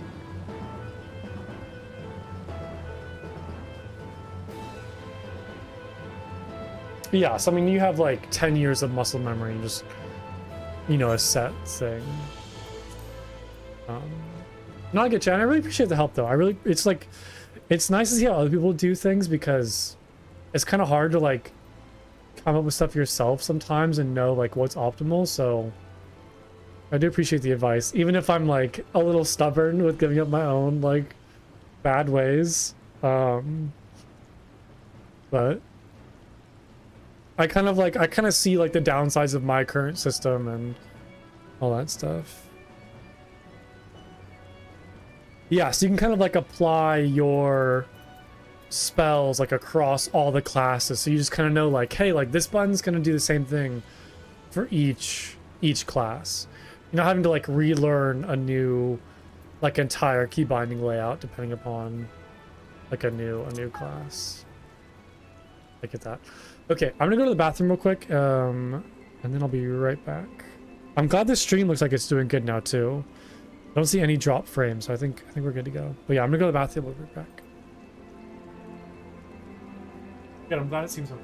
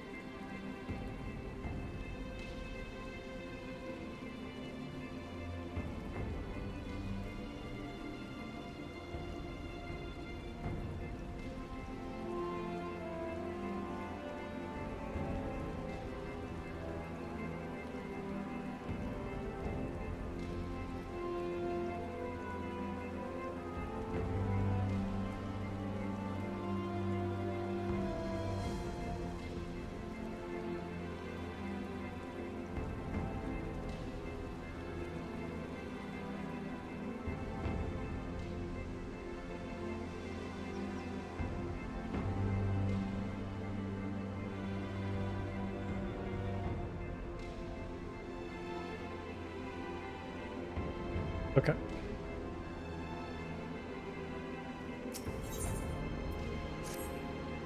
What is that? Biggs and Wedge's excellent adventure. I love that.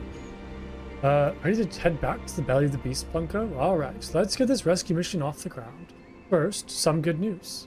While the barrier was down, we were able to get our first good look inside Alexander's innards.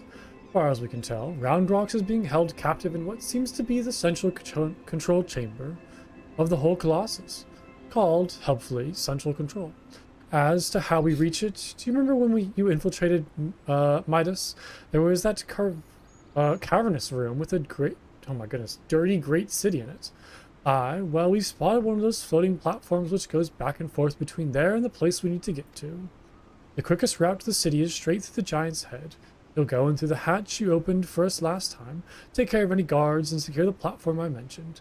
Meanwhile, the Chief and the others will be making their way to you via Midas, after setting out in advance to sweep the place for any nasty surprises.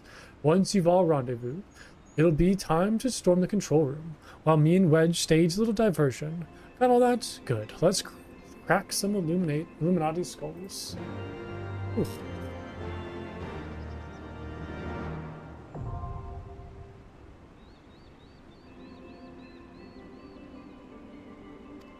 Okay, Breath of the Creator.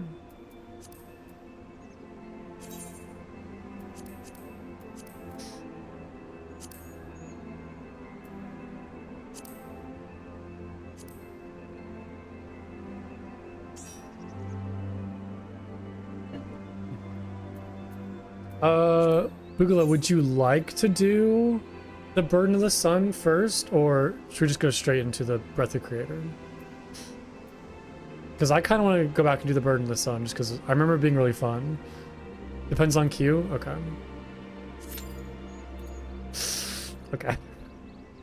Maybe not that. 30 minutes, yikes. What are the other ones like?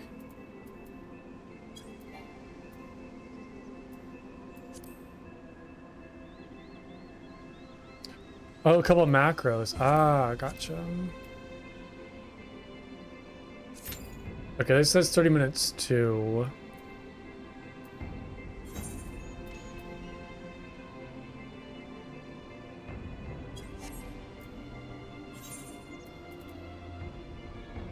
Okay. I guess we can just try both and see what we get. 15 minutes?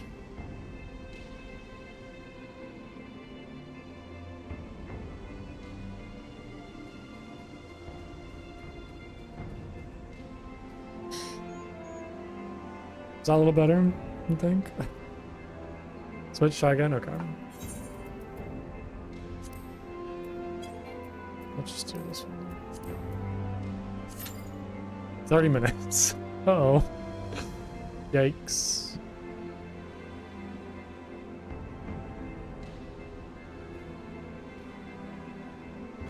Back to DPS, sorry. Yeah, that seemed like to be the quickest queue time.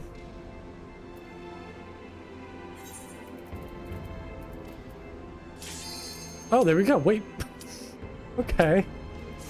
15 minutes, more like 15 seconds. Good lord. That was very lucky. Yeah, DPS boost. Yeah, so damn DPS, always getting, you know, the favors and advantages. That was crazy. That was seriously 15 seconds, not 15 minutes. Yeah, I haven't even gone into macros at all, like in Final Fantasy.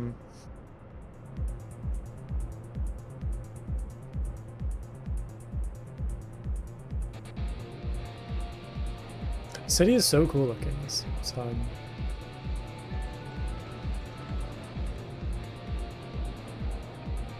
They're suboptimal but handy for healing. Gotcha.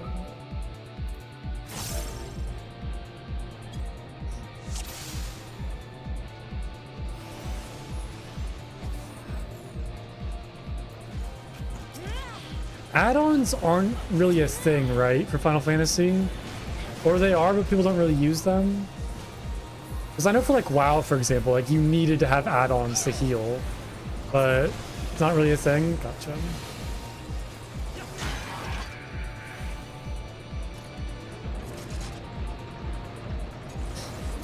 It's funny how it's pretty much like required in World of Warcraft to have like add-ons.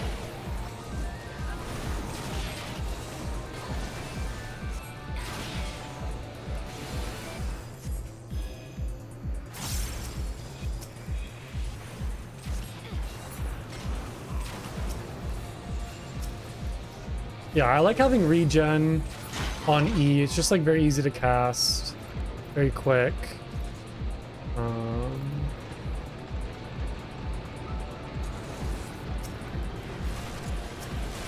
Like that.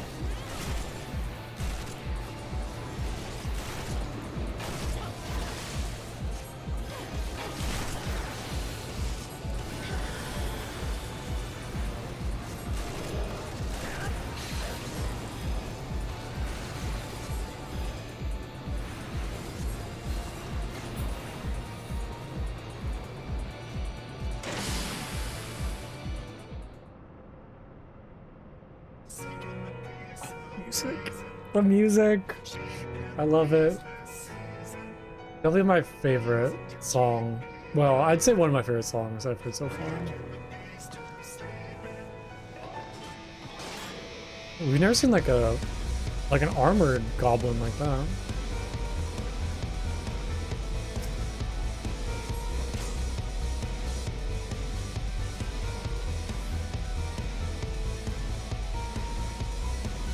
they've already started.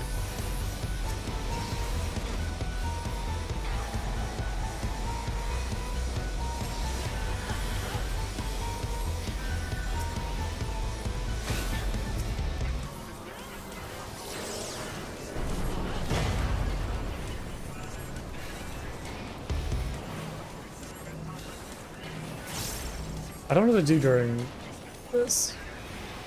Oh, good. Oh, do I need to like have somebody take the attack from me? Isn't that how that works? Like if somebody stands in front of the chain, they'll take the attack instead. That was not great.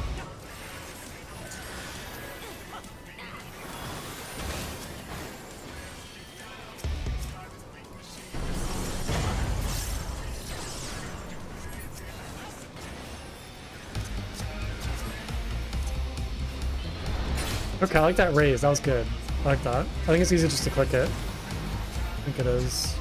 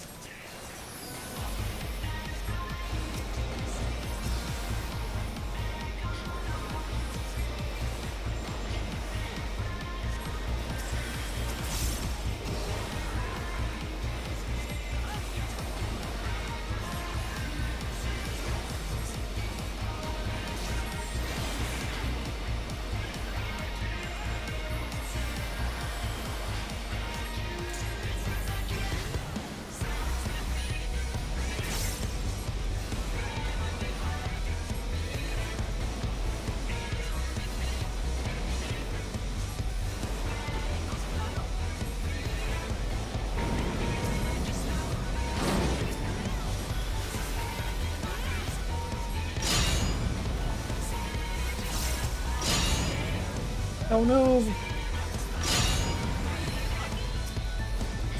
Yeah, that raise is so much faster. It's good. A lot less like button fumbling.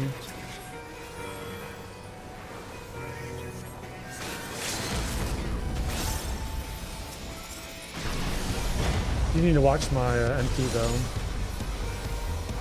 Oh my god, this is kind of a crazy fight. I like this. A little crazy towards the end.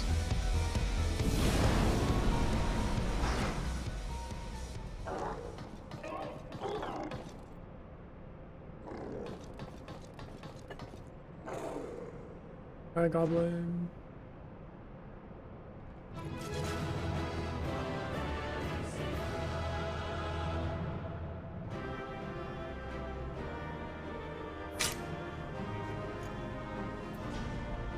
I don't want any of the loot. Run. Where do I leave? Oh, you're looking good out. Your reshade? Uh-oh.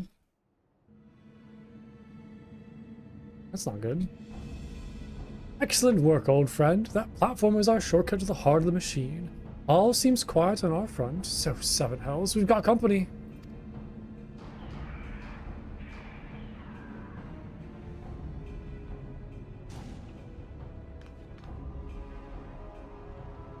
Oh, wait, what happened? Oh, she just took care of him. Ah, there you are, Plunko. We were met by a small welcoming party, but it was nothing we couldn't handle. Biggs and Wedge just contacted me as well. They're headed here as we speak. Round rocks.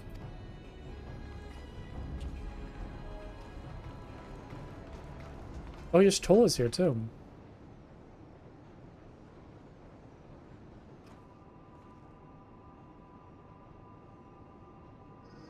I'm so happy to see more of Sid. I'm glad that he's like a main character in this sort of quest line. Really good to see more of him. So, this is the Enigma Codex. And Yashtola too.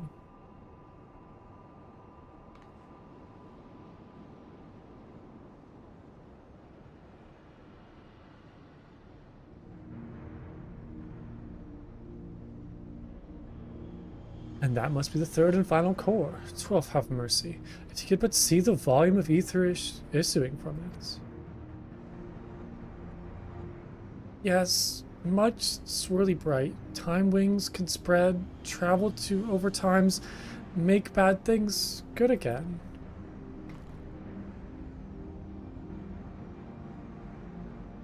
Could it be? Do we truly have the power to change the past? I could have erased my mistake and could see him again. That's some dangerous stuff you're talking about. I feel like any like change the past sort of thing. Three years ago. Mid lost dear one. Mid wants dear one back, yes? Round rocks. Round rocks helps. Mind. Round rocks, no, you must save your strength. My worries too much. Round rocks is strong copy. Uplanders, hold on to brain cases. Time wings, spread.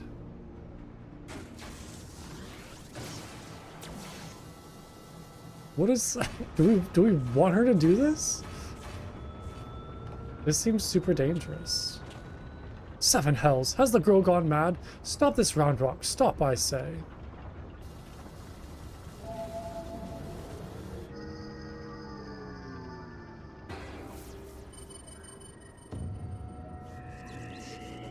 Uh-oh, I don't like this.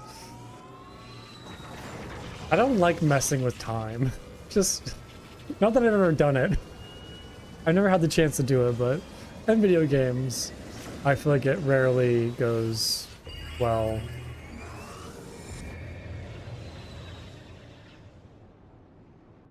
Also, where's Quick Things? You'd think he'd be like guarding this all.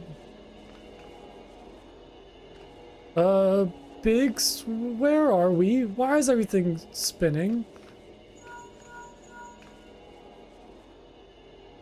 Biggs, Wedge, can you hear me? Round Rocks has engaged Alexander's time distortion mechanism. We're hurtling into the past.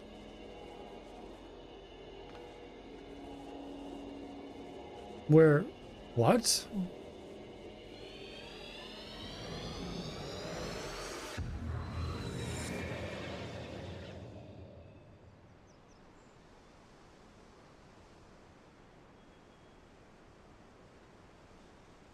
But if we stop the past, will the... how will that affect... oh my god, I'm like thinking of paradoxes now.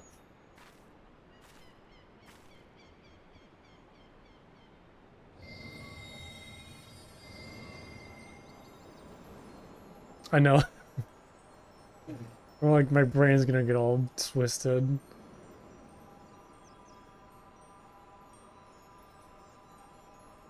Because if we stop them from summoning Enigma, then does that mean that Enigma is never summoned in the future? But then how do we go back to the past? And are we stuck in the past now?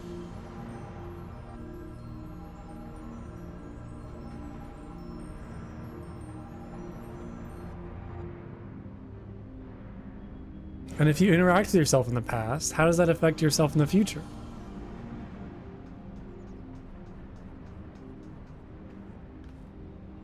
Biggs, over here! You're not gonna believe this. Eh? What? Mine's down there with those... hold on, they're performing the summon ritual. Fuck me. We really are in the past.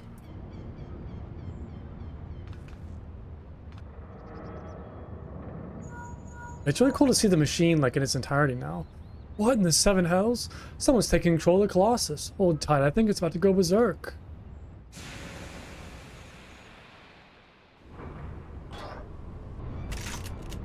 Uh-oh, that's not good.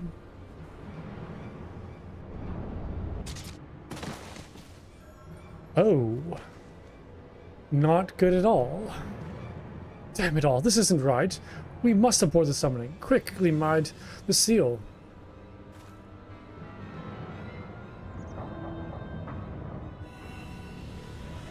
Is this where they summon the like dome around it?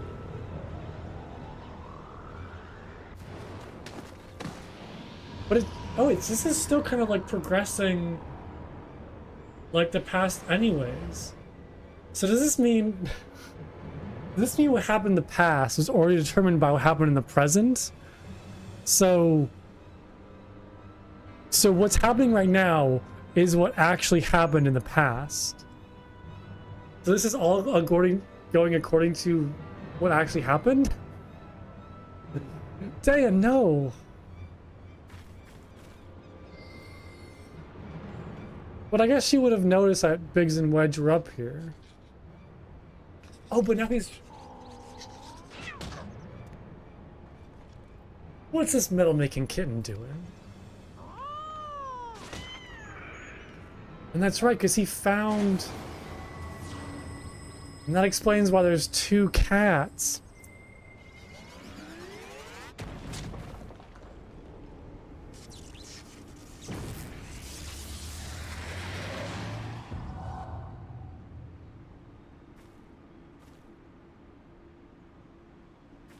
So basically, in us trying to change the past, we unknowingly just made the future that is already canon happen.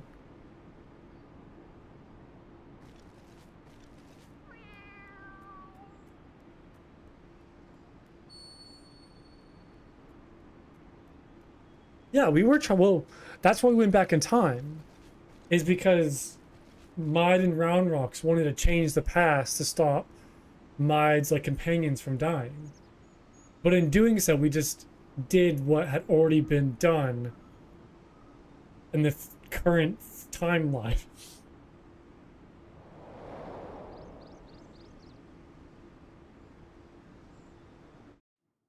So we didn't change the past. We just made the future that has already happened happen.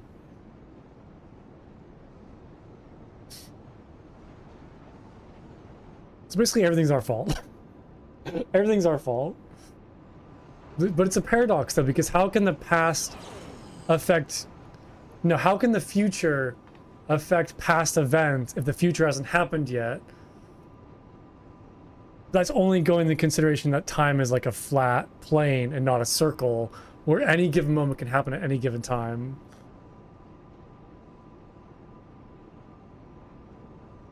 Well, yeah, but how can events in the past happen if they're influenced by events in the future?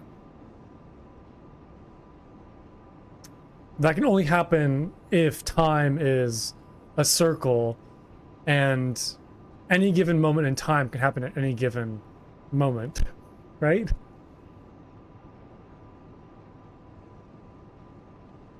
It would seem we are back in our own time.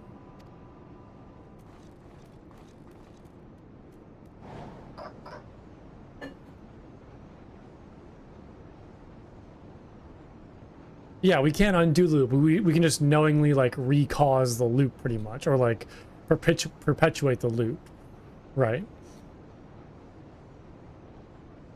Past is made right, and we return to now times.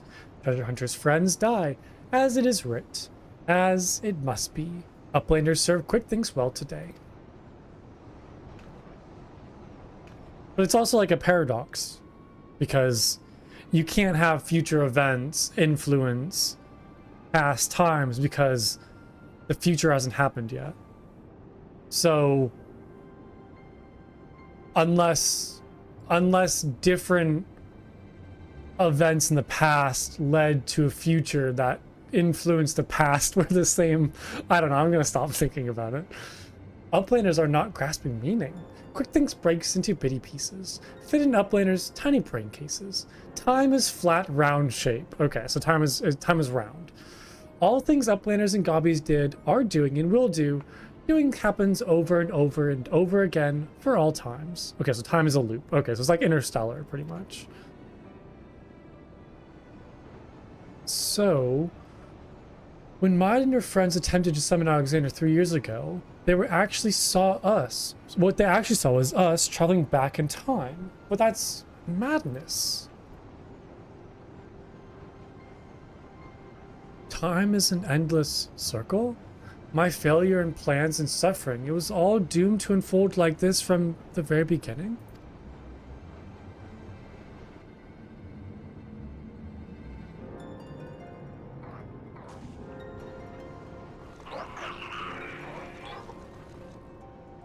Let us away, quickly. Do we have round rocks? Okay, yeah, we do. Good.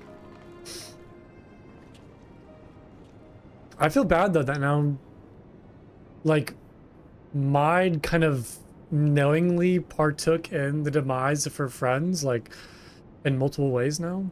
Maid, we must hurry. No, nothing remains of me from out there. My future, my past, my reason for being. It all ended before it even began.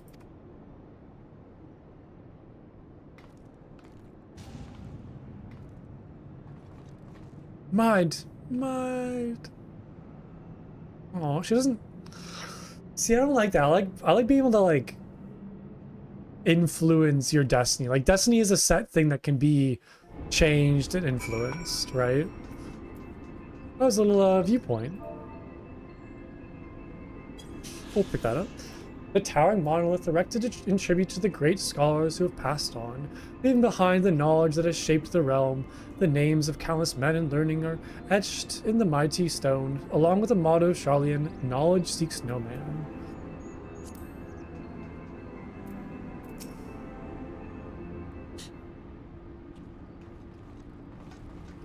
Chief, you're stolen round rocks. Gods, I've never been so bloody glad to see you. I thought we'd never make it back in one. Wait, where's Maid? Maid stays behind in giant whirlycocks, all because of round rocks. Round rocks go. Oh no, round rocks is blaming themselves. Round rocks must go back to giant of whirlycogs. Save Maid. You leave that to us, child. Wedge, get Jessie on the link pearl and tell her to bring the Excelsior around. Who's Jessie?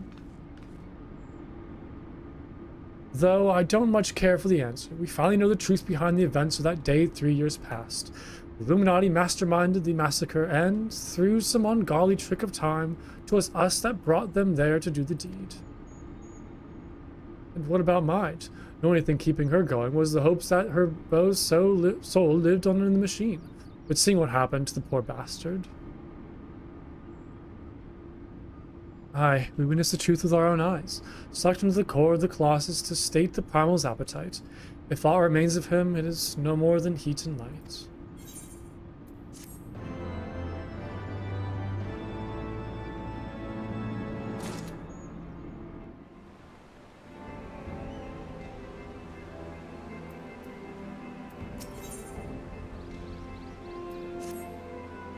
Quick Thing says the future's already been writ, eh?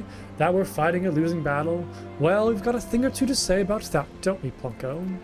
Round Rocks is safe with us, which means Illuminati won't be turning back time for any of us anymore. And that's not all. Thanks to your efforts, we've got ourselves a straight path to the third and final core. Aye, the very heart of the Colossus. Put it out of action and the whole thing will grind to a halt. Let's go, Plunko. We'll show the Illuminati that the future's yet to be decided, and save Maid while we're at it.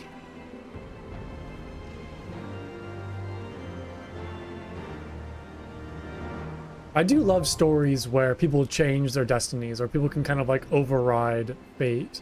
I'm a big fan of that trope where they kind of like, you know, go against the odds and change their fate. Okay, on to the next.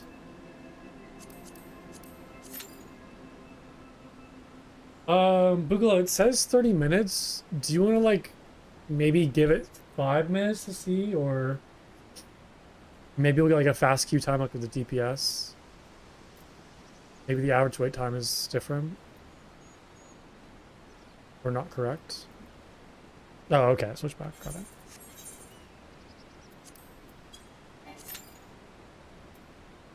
Yeah, 6 minutes, okay. Perfect.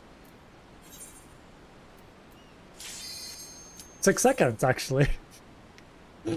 Oh, it's amazing. I love that. I don't know how I could do this stuff without, like, having help. I think I'd be so discouraged, just, like, waiting in queue times alone. Am I ready to go forward and back? Forward and back again? Sure. I guess if a time is a circle, there is no forward and back. Well, it more so depends on the direction the circle's going. I don't know. I don't know anymore. Time is a flat circle. It's meaningless.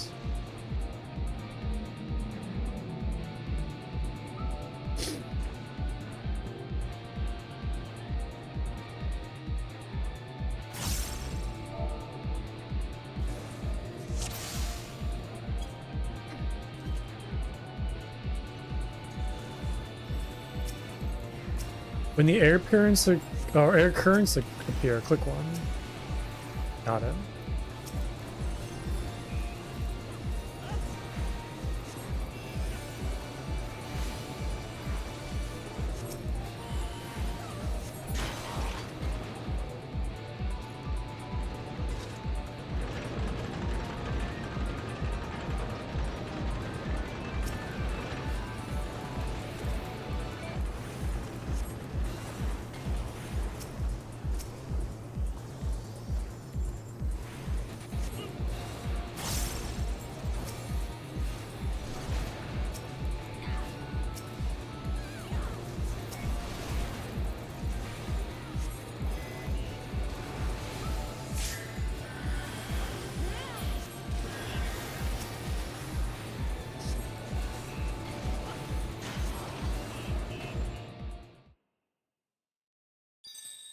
I can feel the music coming.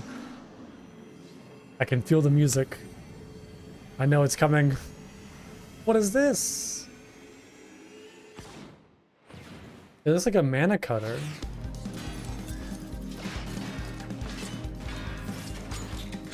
This is a different song too. No, it's a Gundam. It's literally like Gundam Zeta. Ah, forward and back. Okay, I get it now. I was like, new music. I get what you mean by that now.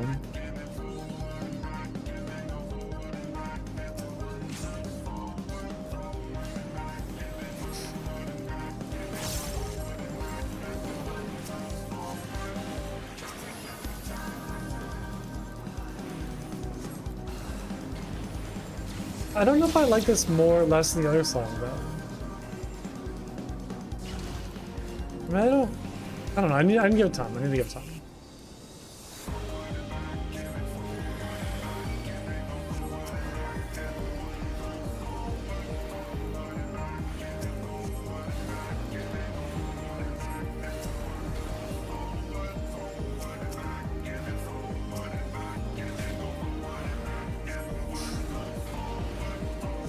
It does like a very good like time song. This is how my brain was like thinking when I was trying to like analyze the time paradox we were creating. That's what was happening in my brain.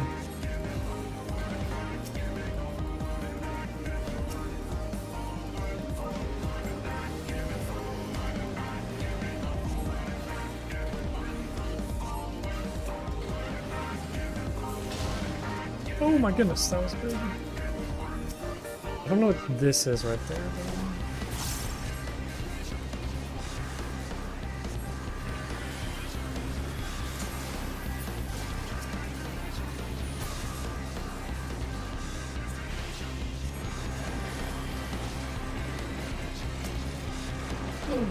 Oh my god, we're riding on it now. Action time maneuver. Or active time maneuver. I'm sorry, what now?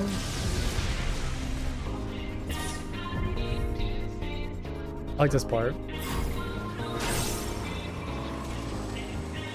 Oh god, I thought I did something wrong.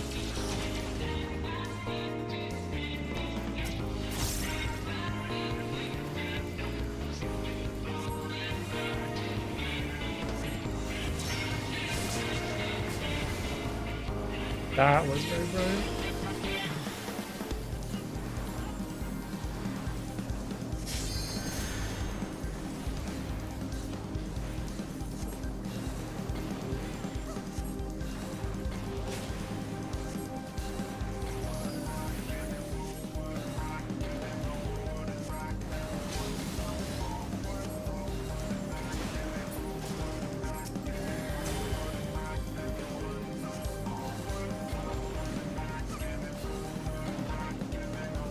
Okay, I'm liking this song a lot.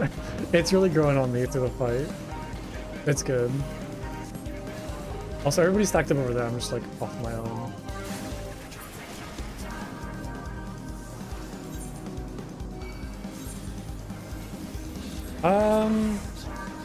Did I like... Okay. That's interesting.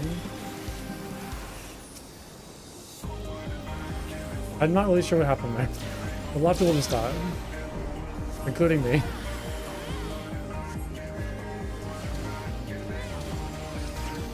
Oh my goodness, I'm really sure to go right now.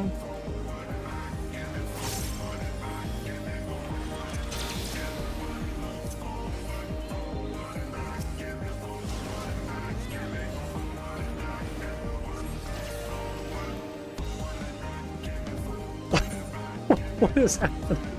I don't know how I died. I might need to like watch that fight on like slow motion. I have no idea how I died those 2 times. I'm glad we did it though. I thought I was doing really well until the end. I felt like eviscerated.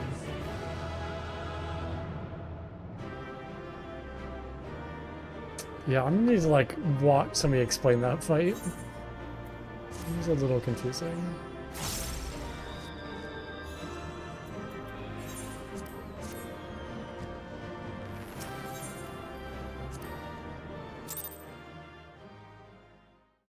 So I think the next one is the last section, right?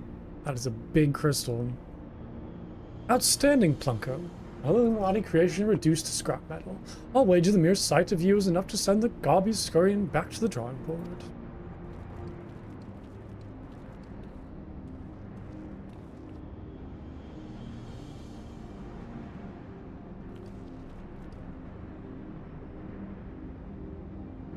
Pay very close attention to this one. There it is, the heart of the beast. Only now that I see it up close do I comprehend the true scale of the thing. To have reached the size in such short of space of time, the corpse are taking an ether at a positively ungodly rate. I'll be willing to wager that it can regrow itself faster than we could ever hope to chip away at it.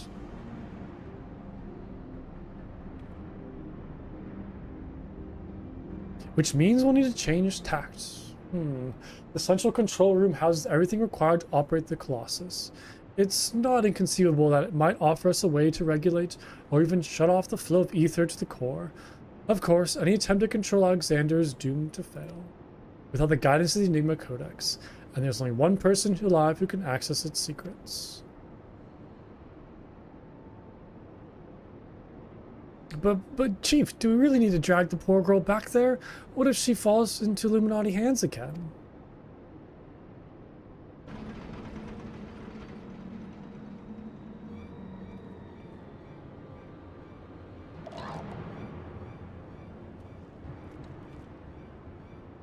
Upliners waste their tongue flaps. Quick Thinks has seen future. True future. And it ends badly for upliners. Very, very badly.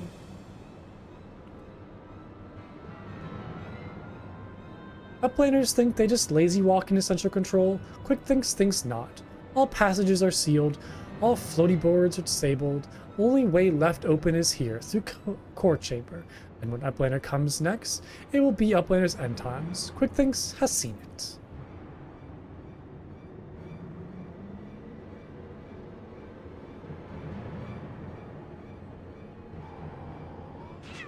Oh, so is that the maybe other cat? Ah, Shinoa. Nope. That was weird. No, kitty! Kitty. Oh, Wedge. Is it just me, or are you getting the feeling we've seen all this before? Yeah, second time the cat's knocked the book out of a goblin hand. I'm assuming this is the other cat, maybe? The one that got stuck in the past.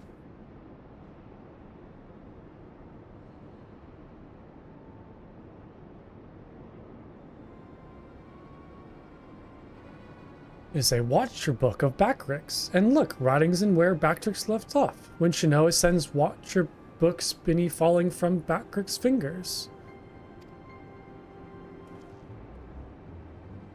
What the? You mean to say that the books Quick Thinks has been reading from all this time is your journal? The same journal that slipped from your hands when we traveled back in time? Oh. Okay, that makes sense now that and how Quick Thinks knows everything, because he got Backrix's journal from 3 years ago and has been kind of using that as like a key of what's going to happen in the future. Got it. So that's how he's able to anticipate our every move. He's no prophet, just a god with delusions of grandeur and a diary from the future. So, the glorious bleeding future he was always gone on about, the one that was writ, was nothing but Backrix's record of the stuff we'd already seen? Look at me. I've just had a thought. Oi, cat, are you the Schrodinger from the shortstop, or are you Quick Things familiar Shinoa? Twice for yeah, was it, Chief? Hey, Teddy Badger, how's it going? It's good to see you. Hope you're doing well. I believe you knew it. She's both. After Schrodinger went tumbling down from the Colossus, and don't ask me how she survived the drop, Quick Things found her, took her in, and gave her a new name. It's like they're two cats, but also one at the same time. Oh. Okay.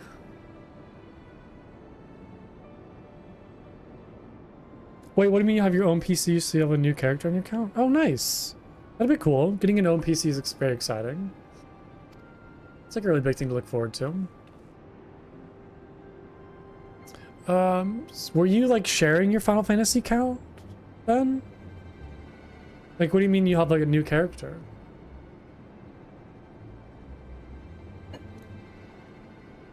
Setting aside for the moment the question of whether or not that even makes sense, what possessed the confounded cat, or whatever you want to call her, to do all this in the first place? I swear, all she's done is made a right old mess of everything. Now, Wedge. Talking out our frustrations on a mewling kitten won't get us any closer to dismantling the core. Getting back to the crux of the matter. Backrix, you said the journal ends right where you left off, yes? It's nothing but blank pages from the point on.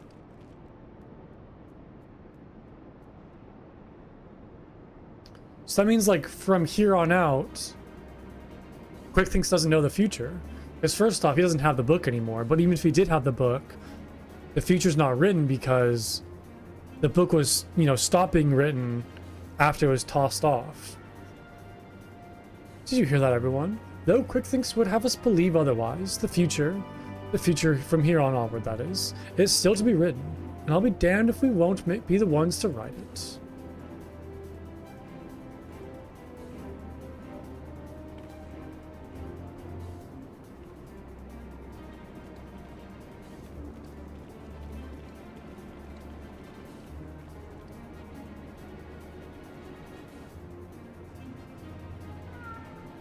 We're just gonna leave the cat? Oh, poor kitten. I'm still a little confused about the kitten things. There was only one of them? Oh, so I guess like... Oh, okay, I see it now. So the cat that was knocked off Alexander was the one that Quick Things found. So there's only one cat. It's not like there's another cat. Like, we didn't duplicate cats. There wasn't already an existing cat. Yeah, so there wasn't already an existing cat in the world 3 years ago. Right, so we didn't add like another cat. Got it. Your book is gone, but no matter. All knowings of two times are safe up in here, in QuickThink's brain case. QuickThink's is chosen one, mender of history, truth is unchanging. True times choose QuickThinks to do their bidding. True times send Shanoa into past, deliver to QuickThink's knowings of truth. Or future, true times live inside, guiding all of QuickThink's doings. Every tongue flap, every busy deal, every brain spark of QuickThinks brings world closer and closer to perfection, guides Illuminati to rightful place as ruler of New World Order. True times will not be unmade by ignorant uplanders. QuickThinks needs no future book, no gobby girl. QuickThinks needs nothing and no one but own self. Future has chosen and future chooses QuickThinks. Yes, even now, power granted by True Times well from QuickThinks. Fingertips. Power beyond understanding of Uplander's feeble brain cases. Alexander, Overwatcher of True Times, deliver divine judgment onto ignorant Uplanders and crush them out of existence for all times.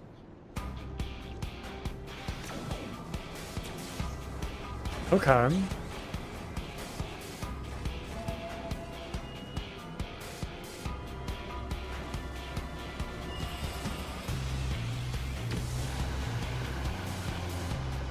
I don't like the look of this.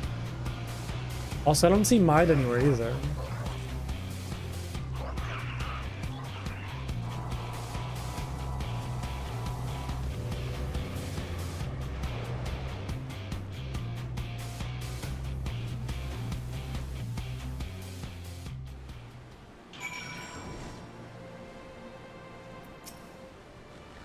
Let me see if you got this right. If I've got this right. 3 years ago, the QuickThinks of back then found the journal that the backricks have now dropped, which was only possible because we traveled into the past, with that time being the circle and all that. So he had a look inside and, not knowing the truth of the matter, got into his head that he was some sort of prophet chosen to set history straight, and that Shanoa, who miraculously delivered the book to him, was a messenger from the future sent to show him the way. That's all well and good, but the question remains. Why did that bloody cat start all this in the first place? What could she possibly stand to gain from setting in motion this ridiculously convoluted series of events? Another answer found, another question raised. Eh, Plumco? I agree, I have no idea the motives of the cat.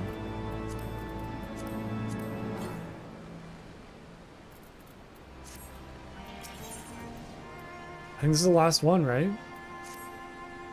Alright, Plumco, this is it. We still don't know exactly how we're going to disable the core, but we do know that our only chance is to get back to the central control room. We also know that there's only one way in, and that QuickThinks isn't going to let us through without a fight. Yeah, I did, yeah. Which is awesome. Now, we can't be pretty sure that he can't see the future. No, or he can't. Excuse me. We can be pretty sure that he can't see the future. Not anymore, at least. And without Round Rocks to read the codex for him, he won't be turning back time on us either.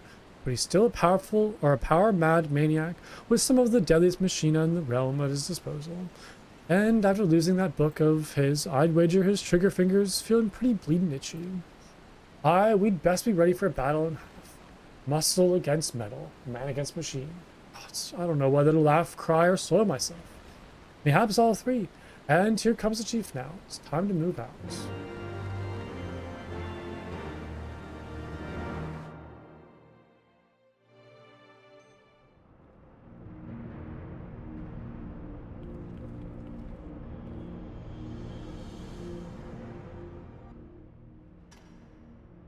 Tick-tock, tick-tock. Time moves on, imperfect, past giving way to perfect future. Worthy or unworthy of place in New World Order, Alexander will judge.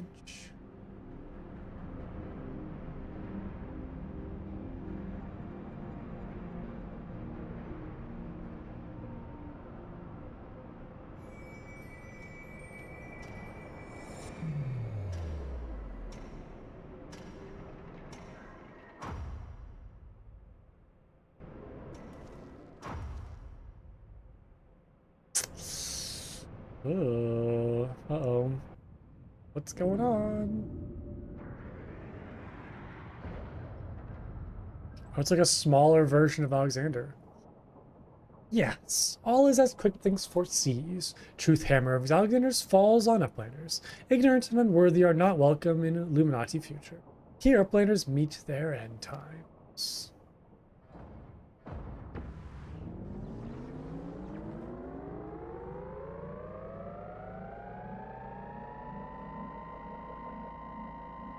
No. What happened? What? Freeze time field is deactivated? No matter. Uplanders will be reduced to smolder dust. Fire.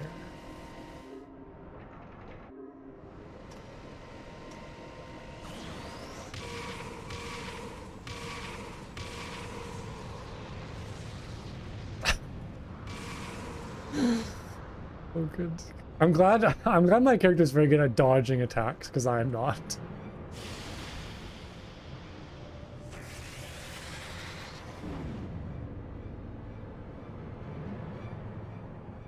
Seven hells. Now that was a bit too close for comfort. Is everyone alright? A colossus inside a colossus. Look, I don't know what that thing was, but I'm pretty damn sure I know where it went. Or more accurately, when. If I'm not mistaken, what we're looking at is a localized distortion of time.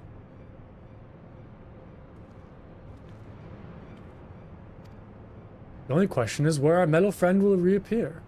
Better not to wait, lest they catch us unawares. Plumko, I need you to head into the distortion and dismantle that thing. We'll secure a path to central control while you do. Good luck. So now we're going into like a time distortion.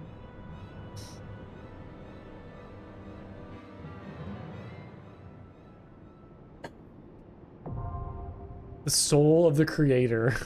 That's ominous. All right, are you ready, Boogaloo? Or are you still in the fate? You sure it'll be fine? I mean, considering how the last one went, I'm a little scared, but it'll be fine. I mean, do you want to try to queue as healer? Just maybe have like better luck with this one.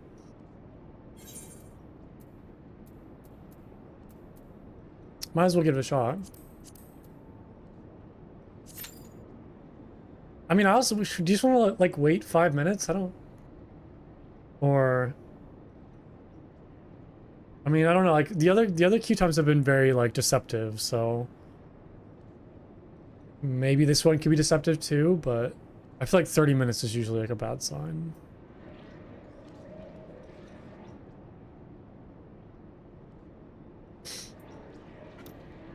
You're not optimistic there?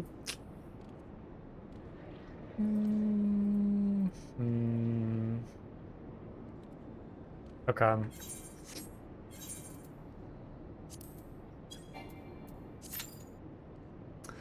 Oh. I don't know if I'm optimistic here either. Uh-oh. That's not great.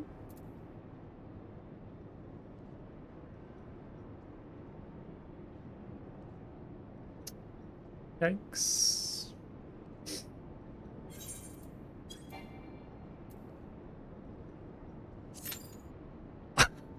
I mean, maybe. Yeah, 5 minutes. You might need a tank. Thank you for your sacrifice. Thank you for your noble sacrifice. Yeah, dang, that sucks. We can't do dual heal. That's really unfortunate.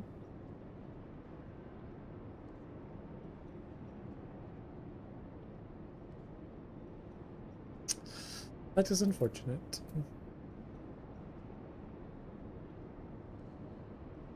Geared to Glaramon at least? Nice. That's good.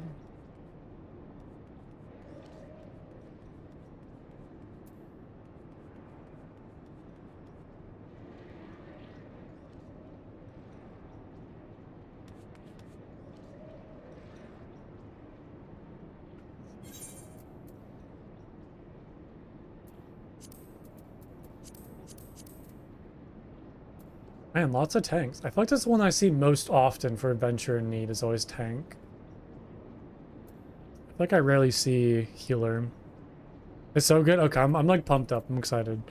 I'm looking forward to it. This has been like kind of like blowing my expectations out of the water. It's been incredible so far. Definitely better than the coils. Although I will say, like, I feel like I didn't really get a good coil experience because I had somebody just carry me through them all. But I don't remember like the music being very good for the coils or the fights being that like intricate and good, but yeah, Coil's story was really good. Like I love seeing Alphinaud and Alisaie together.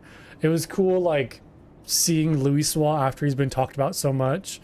Plus also just like Bahamut was just incredible looking. And the whole like kind of, you know, Dalma and all that kind of stuff. Like the story was really good.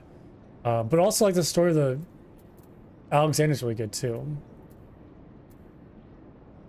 And I never got to the Savage coils. Maybe someday I'll kind of go back and do those just to get the good old check mark.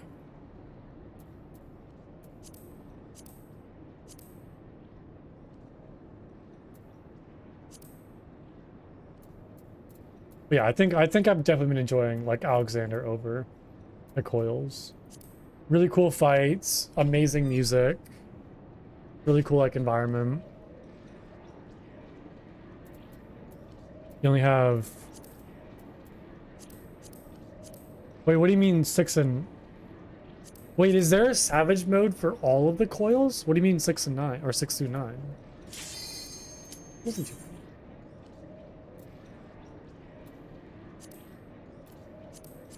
Turn 1, turn 2, turn 3. Wait, turn 4? Is there more turns?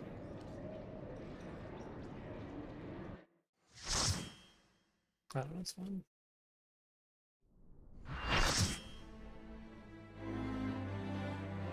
Okay.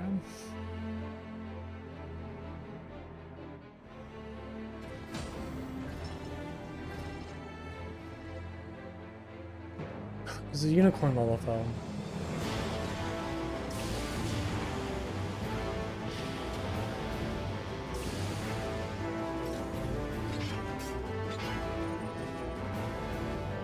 All right.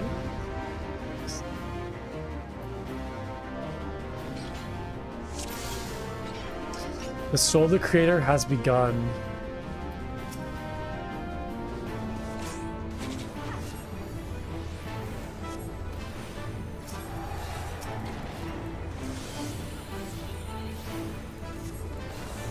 Alexander Prime.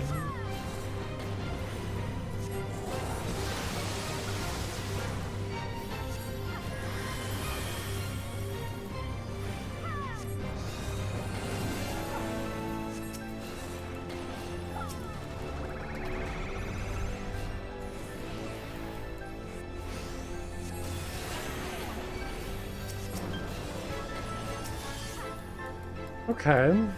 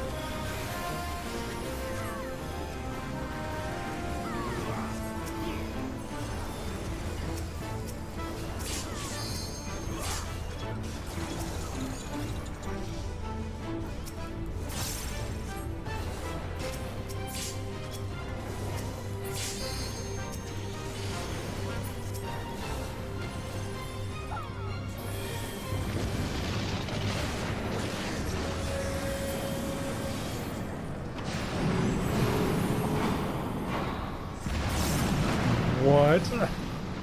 Is this where the fight kicks off? Are we in it now? Executing Judgment Protocol in 10 seconds.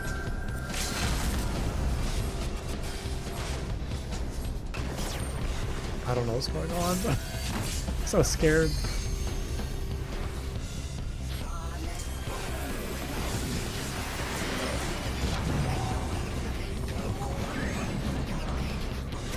Oh, I thought we were gonna fight the giant version of it.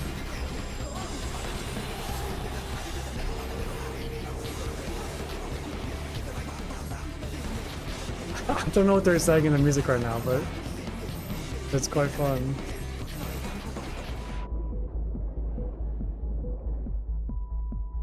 Temporal displacement time has stopped. There's like early release on. Oh no, I keep on standing in that by accident. Oh my god, why am I just taking so much damage? I gotta be more careful. I gotta like walk in and really pay attention.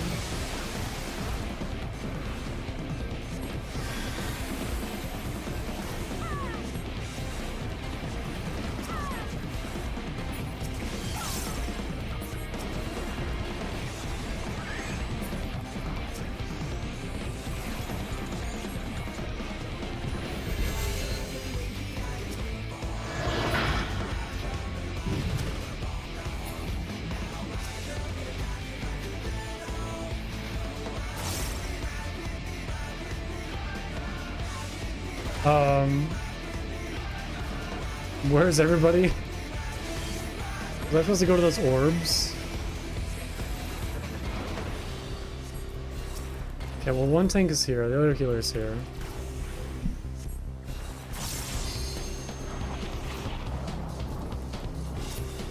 I don't know what this means. Damage.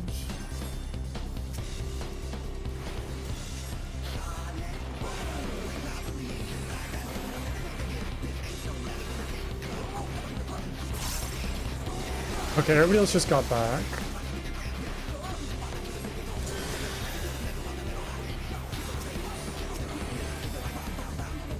I don't know where the tank is at.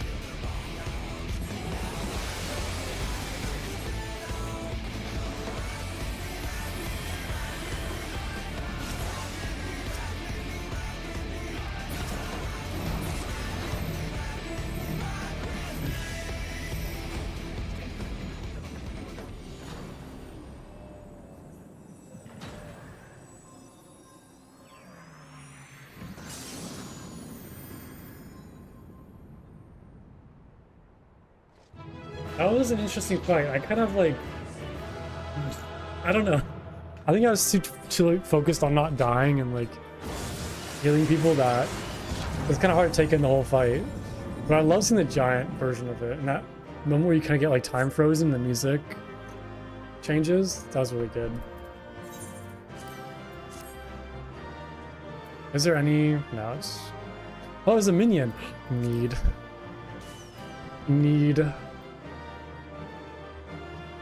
Definitely need.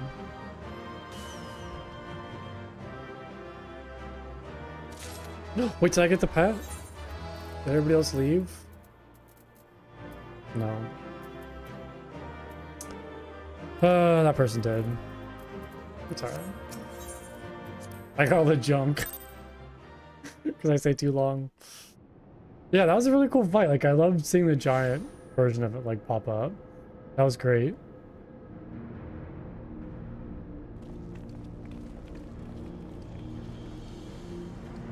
Wait, there's a savage version of this? Just like the coils? You do not disappoint, old friend. The path to the control room is clear. Everyone, follow me. There's always savage? Gotcha. The flow of ether to the core must be stopped. Pray lend us your strength one more time, child.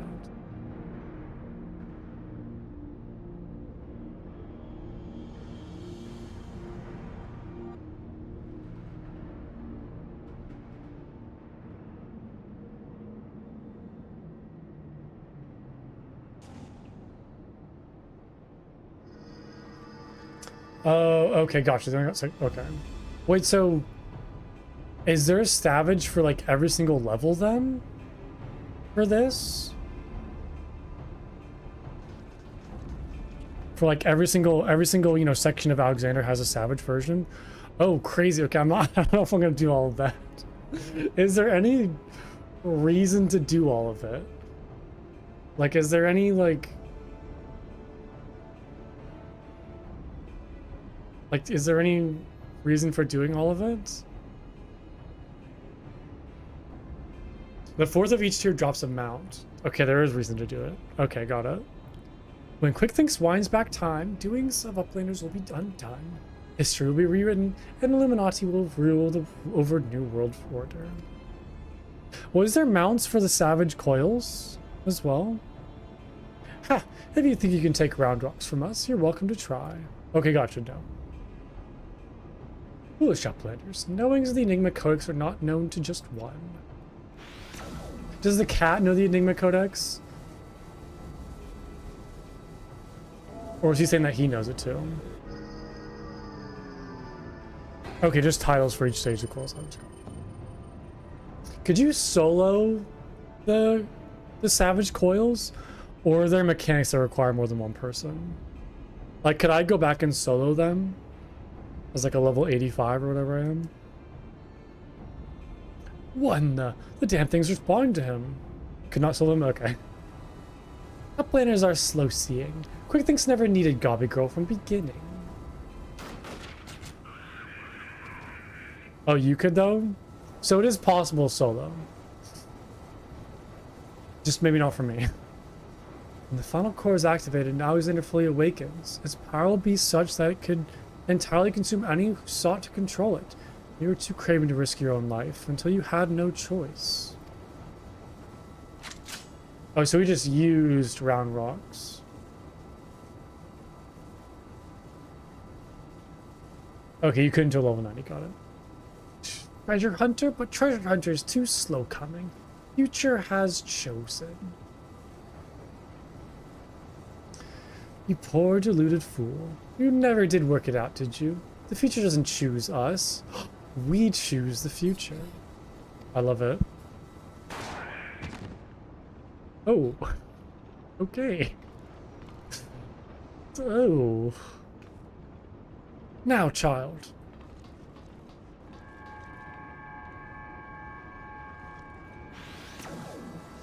She just shot him. Like, she just executed him, actually, in the back of the head.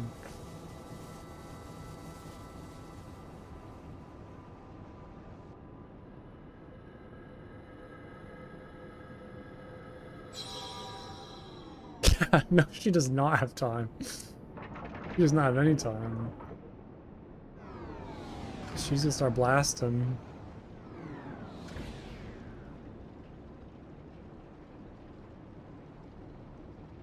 This is such a cool just experience, this whole thing. The characters, the story, the time paradoxes.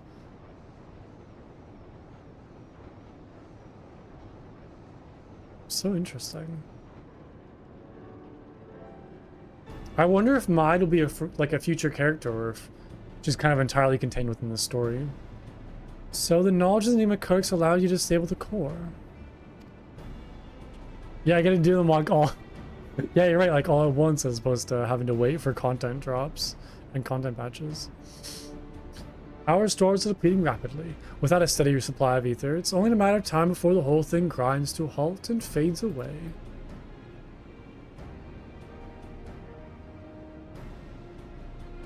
Roundrocks is glad to see Treasure Hunter safe. But how is Treasure Hunter sneaky hiding from Illuminati? I don't know. There was a great shaking and I was thrown from my feet into some dark, cramped place. I must have lost consciousness, because I don't remember anything until a few moments ago. Interesting. Ha! Sounds to me like you had a nice nap in a rubbish chute. But what matters is that you're safe. And with that, I think we can declare this operation a success.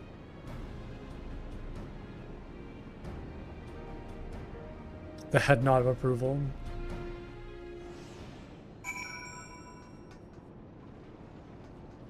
Escape the central control. Sounds good.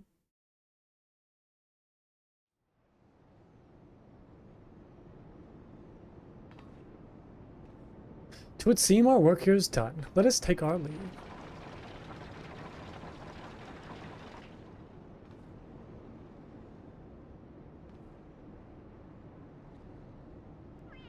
Don't forget the cat.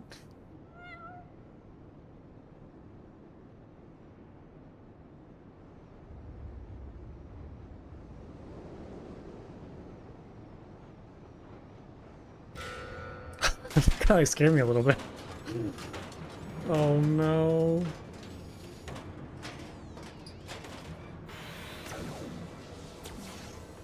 What is he doing? Damn it all. Didn't we kill that bastard? Negative. Quick Thinks better built own body, made stronger than ordinary copy. Quick Thinks is not unmade by simple flesh wound. I don't know why he's a robot now. Better built? Seven Hells, that's not a mask, it's his face. He's more machine than goblin. Oh no. Guys, we just stopped this.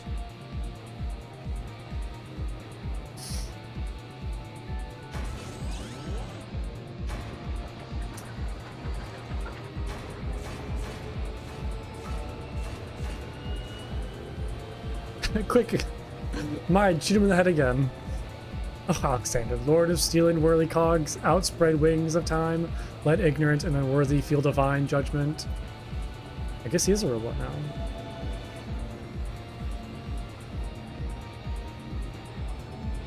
Mind, you got another bullet in that gun? Oh.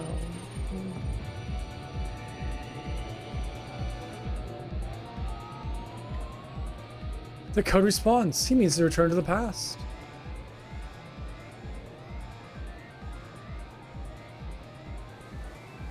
I was thinking maybe the cat would stop him. Access denied. What means this? This red glow. Alexander is refusing to obey his commands.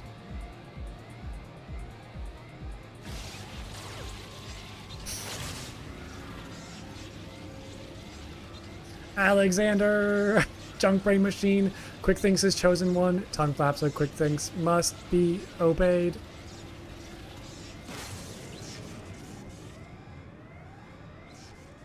Oh, like the whole thing just was destroyed.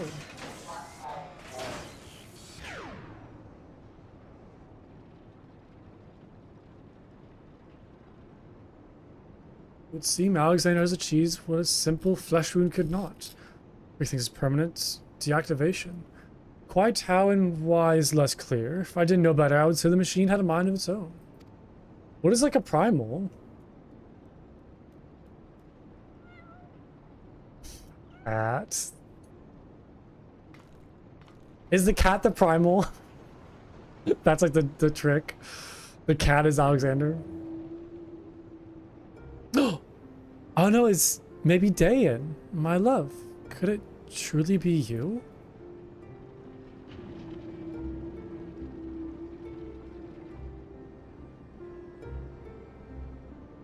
You were in there all this time, weren't you? Watching over me, keeping me safe. Yeah, I mean, the machine is still a problem. Yeah. Did it just blink twice? The machine is actually talking to her. So his soul really was in the prime all this time, Chief? Is that even possible? But she gets her closure, though, which is nice. Well, a little bit of closure, I suppose. The core! Well, that codex, it's brittle its power, it's rage out of control.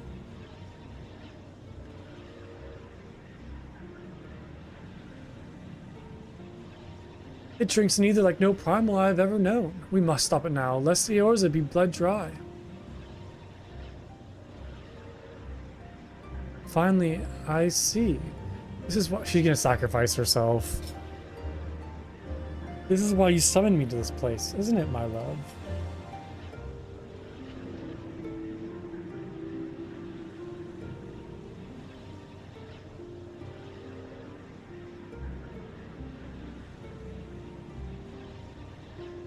Don't do it. Oh, don't do it. I know my shirt's not the most appropriate attire for this. I thank you for guiding me here, Blanco, and around rocks. Know that I shall always treasure the time we shared. Farewell, my friends. No, must not go.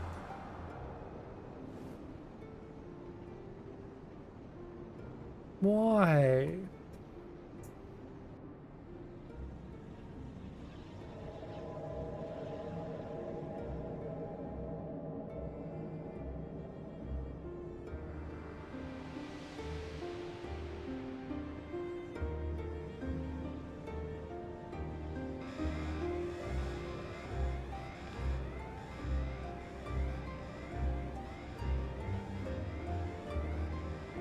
My friends, leave this place. Leave now.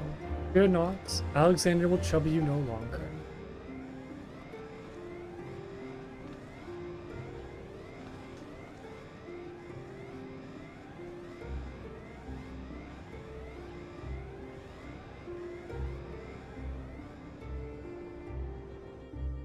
Well, I guess I answered my question if Mide's gonna be in future content.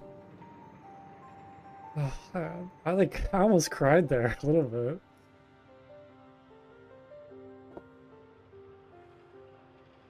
My love, what is this place? How best to put it? We stand inside a mathematical simulation, calculated and projected by the device of the heart of the Colossus. One might equally say it is a dream that Alexander dreams. So you're saying machines dream? And what of our companions? Are they?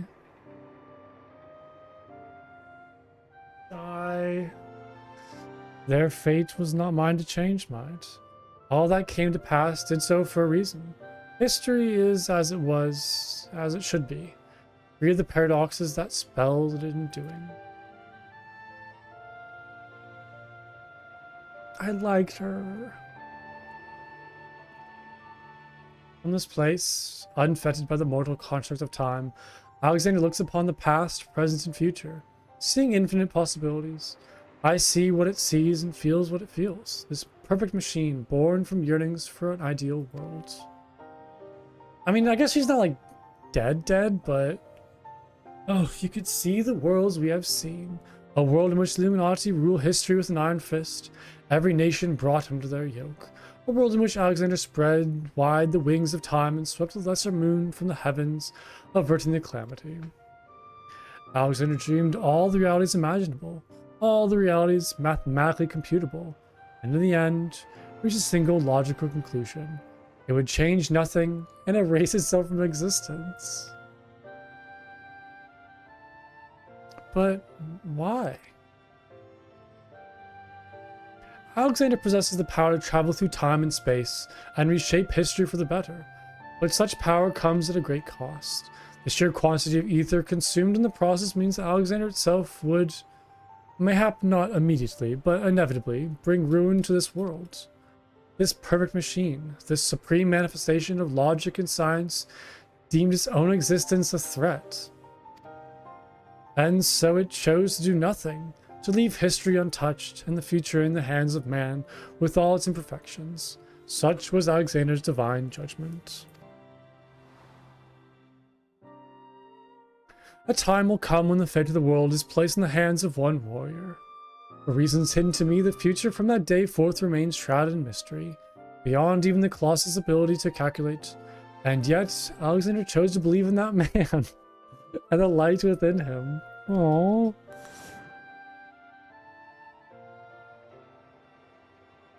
I met that man, my love. I believe in him too.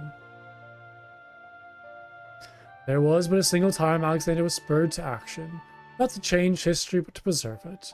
The summoning of the Colossus and the events that followed had potentially disastrous consequences for our reality, its fabric strained to accommodate an infinite number of potential futures, separated by nary a thread. Were the wings of time to fall into the hands of Illuminati, the repercussions would be dire indeed. History would be rewritten over and over again, each time bleeding the land of ether, and in the end, the Colossus would usher in another calamity. To prevent this tragedy, to preserve the circle of time as it has already been set in motion, Alexander sent forth a humble servant to do its bidding. Oh, the cats. A clockwork curl, an eternal child to gently nudge history back onto its proper path. Okay, gotcha. And now but one task remains. Having come one with the horn, the core is well nigh indestructible. It would only regrow itself until it bled the world dry. And so we must heed Alexander's wish and seal it away, far from the reach of man. I'm still not over her dying. A Colossus pocket of space-time, a fraction of an instant that will repeat in perpetually for all eternity. That is where the core must go, and us with it. Don't you see, my love? We're already here, and coming here to you, I have closed the circle of time. I am all but certain of it. When I accepted the horn all those years ago, the man who gave it to me said that it had power to grant any wish. And so, as I took it in hand, I prayed and prayed with every ounce of my will for the one true desire in my heart. To be with you forever.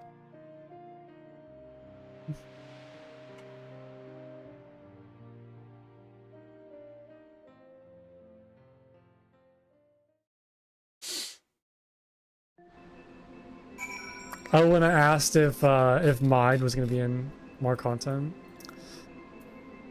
Ah, that was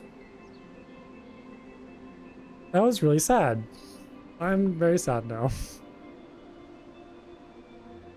She got what she wanted, yeah. It's just... Yeah, she got what she wanted. She got her dream to come true.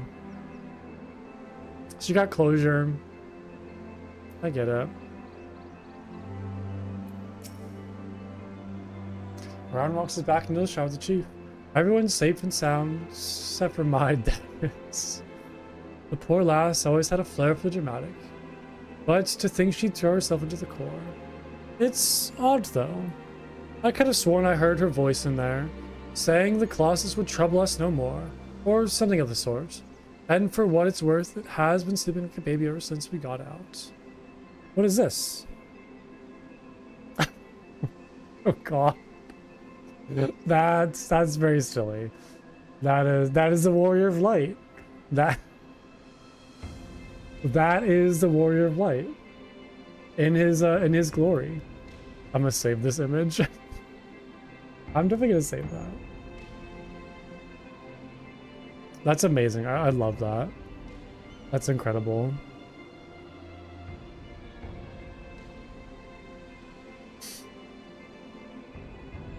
That's the savior of the world right there. And that's not the half of it. Take a closer look inside the barrier, Plunko. It's like time is standing still. Bugger if I know what it all means, but I like to believe Mide and her love somehow sealed away the core from us. Softens the blow a bit, you know?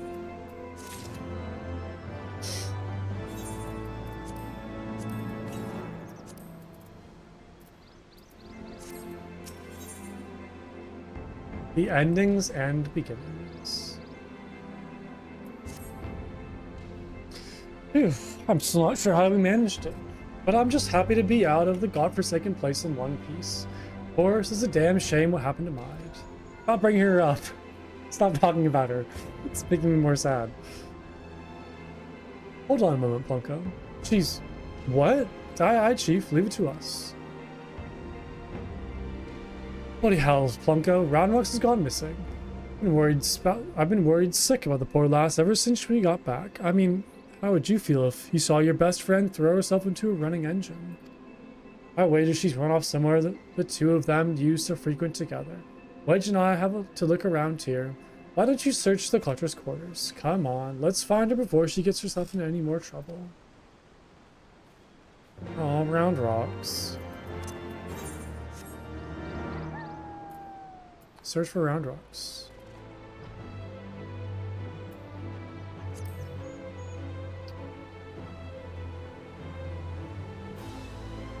Oh, she's up here, maybe? Yeah. What are you doing? Oh, it is Uplander. Why does Uplander come to this place? Roundrocks is sorry for worrying Uplander. Roundrocks just wants to go to a quiet place to do some back thinking.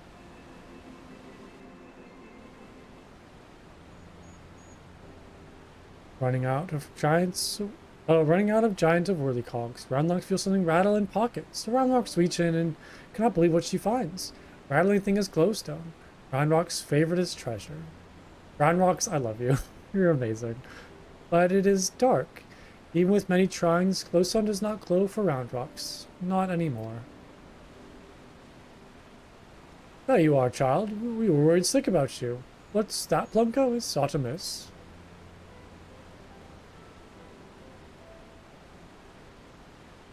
The coax no longer responds to her touch. Intriguing, if not entirely surprising. Were I to guess, I would hazard that it's because this experience has served to open her eyes.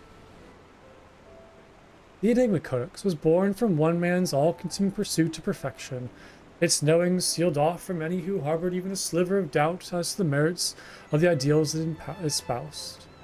Quick thinks, Maid in her youth, Roundrocks, though their reasons might differ, arrogance, youthful idealism, childish innocence, none thought to question the words within, so the Codex opened itself to them. But now Roundrocks has seen with her own eyes what blind devotion and ideals can bring. And she is not the naive child she was before.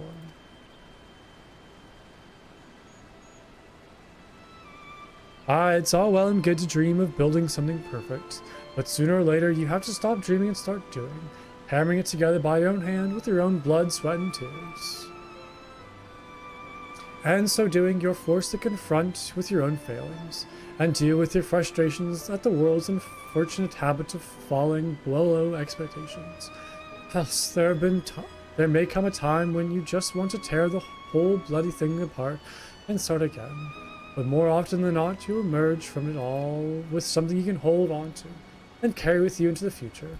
And that will do a damn sight more for you than any starry-eyed ideal. Roundrocks understands. Roundrocks will collect more and more junk, build a city of great treasures with own hands.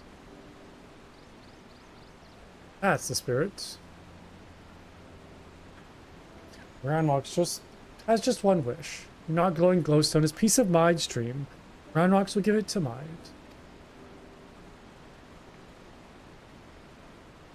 A noble wish, child. Would that we could grant it, but I fear the steel giant and all that lies within the barriers is far beyond the reach of mortal hands. Frozen in a single moment to the end of time. It's a fate I do not wish on anyone. Mew.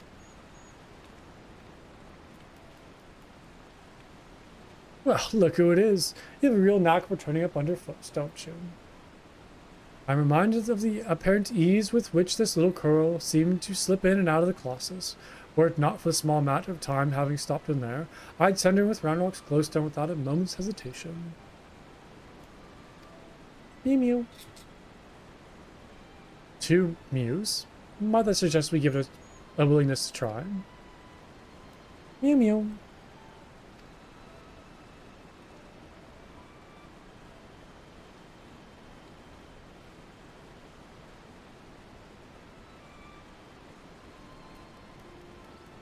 giving a stone to a cat in hopes of delivering it to two souls trapped in time. Now I think we've seen everything. Do you think those two will ever be free of that place? Mayhap one day, for the perfect future they sought to bring about becomes a reality. In that sense, one might even say their fate is in our hands. So I guess maybe they're not dead then? I'm so confused. Leave to Roundrocks. Roundrocks works hard. Build sparkly shiny future for mind.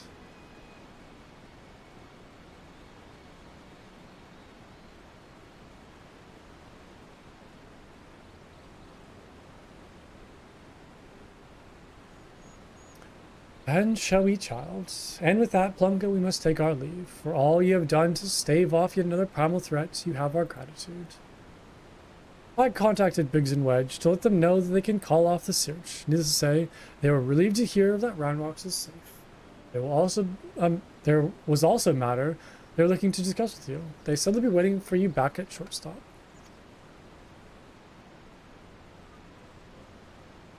If you'll be returning to the Shortstop, I would ask you a small favor of you as well. Pray deliver this volume to Backrix, and tell him I believe it is that which he seeks. Till next we meet, Plunko. I'm assuming it says, like, journal.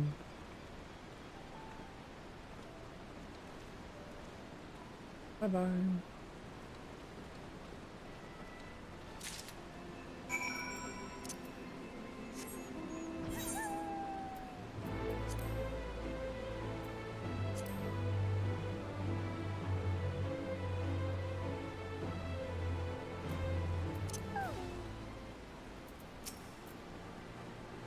Now Roundrocks is safe at Shortstop, and Backrix is easy breathing.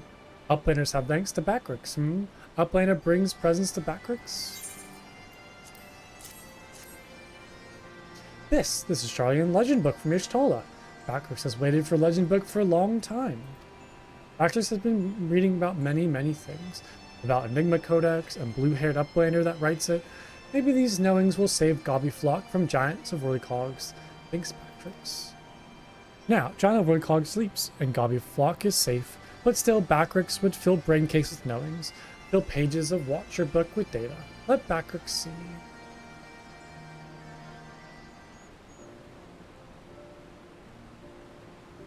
Yes. Is it just as Backrix? Are Backrix eyes playing tricks on him? Boy, are you feeling alright there? Look as if you've seen a ghost. Page tells fairy legend of Hot Go tribe, Uplanders of blue hair. Many years ago in old time, two children, boy and girl, outstep from belly of giant steel or great steel giant. Two children grow to man and woman, become father and mother of great people of Hotgo. Wait, so are they saying that Maid and Dayan step out in the past? And like are the mother and father Hotgo? Names of two are Dayan and Maid. Look at handwriting. Even faces are same looking. Ye gods, if that's our Maid and Dayan, why that means that one day they'll be free from their fate and reborn far in the past. After searching for near an eternity, they finally found the perfect world they were searching for. It may just be a fairy tale, but I, for one, like to believe it. Okay, so there's more of a happy ending. I'm feeling a little bit better about it. The fairy legend goes on. Two children step out of steel giant holding small stone. Stone is dark when sitting on ground, but hold stone in hand and shiny lights. Ghost Stone of Roundrocks.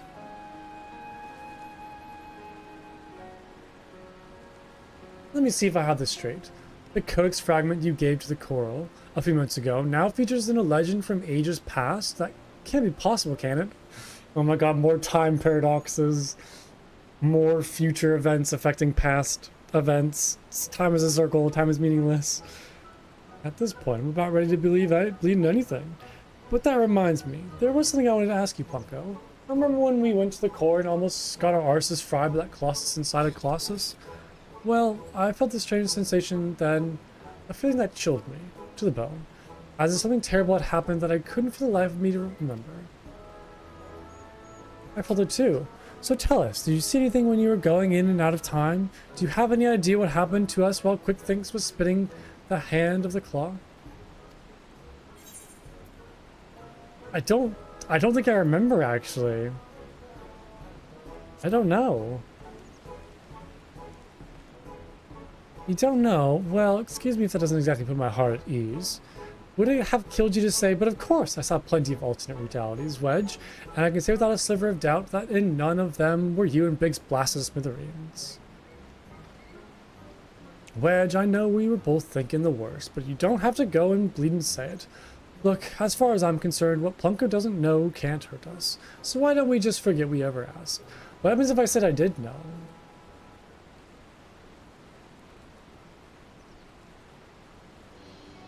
Anyway, it seems this long and thoroughly mind-boggling battle of ours has finally come to an end. Of course, there's still plenty of work to be done, but now that Quick Thinks is out of the picture, I've got high hopes that Roundrocks and her friends will one day build their shining kingdom of rubbish and refuse. Speaking of work, we better get back to it before the chief catches us chattering. Always a pleasure, Plunko. Till next time.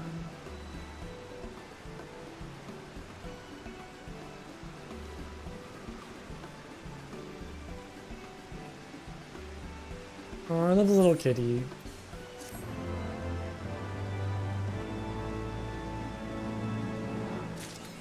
Okay, well, that's kind of some good...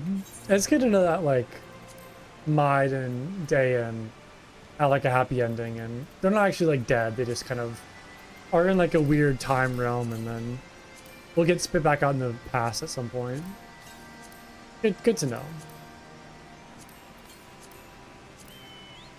But yeah, off doing their own thing forever. They're together forever. It's the important thing. It's what they wanted.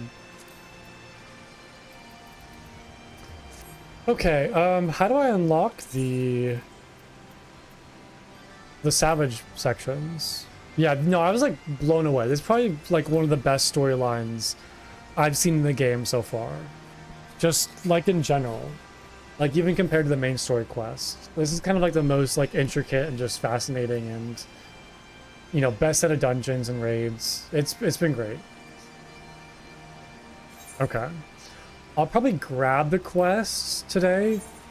I don't know if I'm gonna do the Savage raids today. It's getting a little late. I'm kind of tired. So I'll probably grab them and then call it there.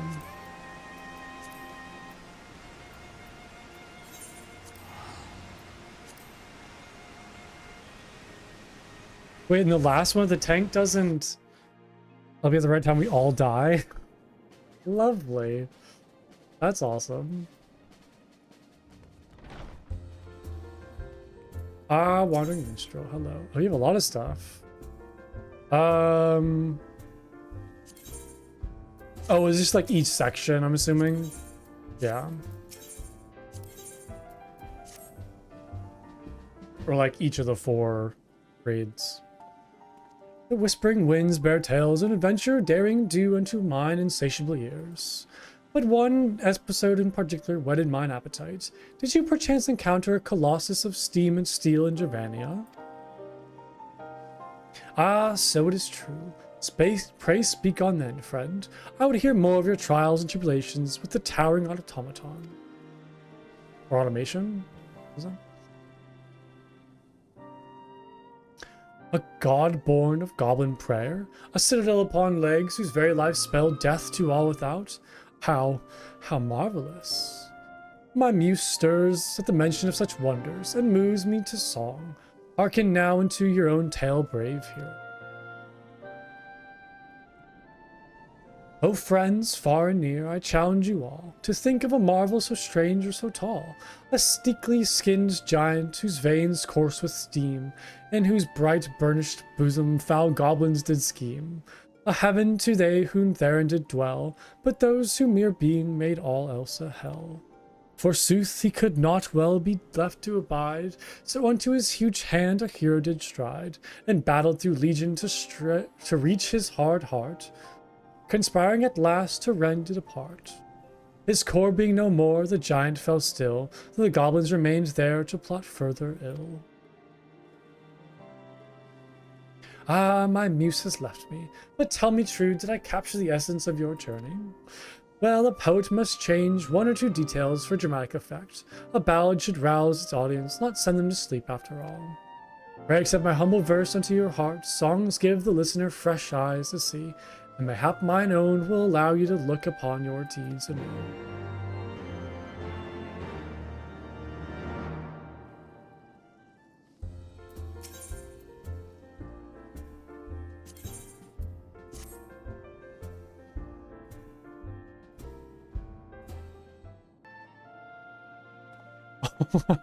That's amazing. See, I almost kind of wish, like, in the fight he stayed that big and, like, you were fighting just that giant, like, machine. I almost kind of wish it was like that the whole time. Kind of like the Tower of Darkness fight. Or like the... What was that?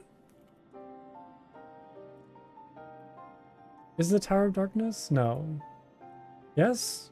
Yes. Yeah, the Cloud of Darkness, that's right. No. Yes? I don't know. It's so hard to remember all this stuff. Yeah, World of Darkness. There we go. Yeah, I noticed he came back in the end. Yeah, he showed up for a little bit. Okay, yeah, I'm talking about the Cloud of Darkness.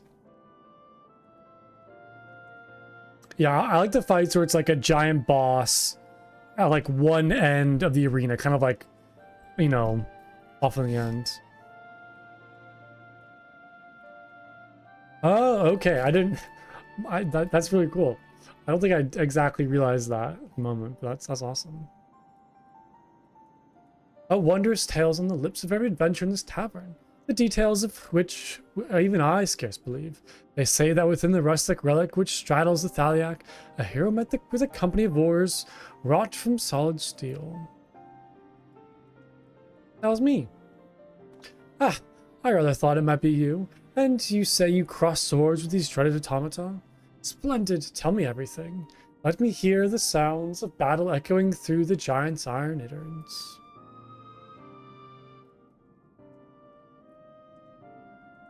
Your story stirs my muse from her slumber, to think that the goblins would contrive mechanical soldiers that could themselves combine to form a variable walking fortress. And within the walking fortress no less, the tales of my boyhood were not half as fascinating. Your tales remind me of another, that of the three great kings, Alexander, Midas, and Gordius, whose names must by now seem rather familiar.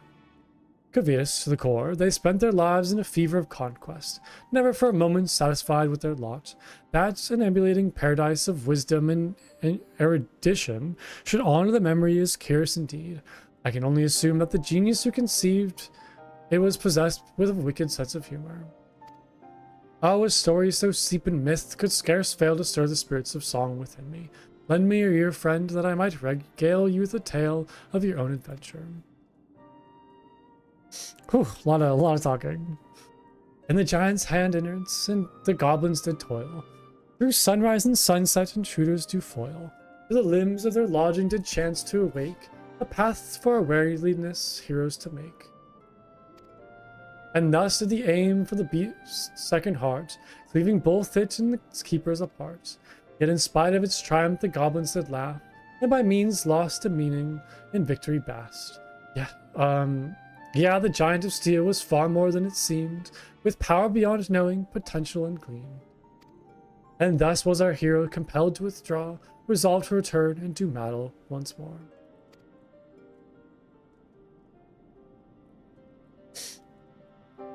There, a courageous struggle rendered in the naive style, recalling the fantastical tale of youth. But tell me true, did I capture the spirit of your journey? I took certain liberties, of course, but then such poems must do more than simply portray an event. They must tantalize the senses and stimulate the imagination. The hymn of battle is as old as time itself, but sung from the heart it can inspire even the meekest souls of greatness. How do I think the poem will end? I was hoping you might tell me. Suffices to say, I very much look forward to finding out.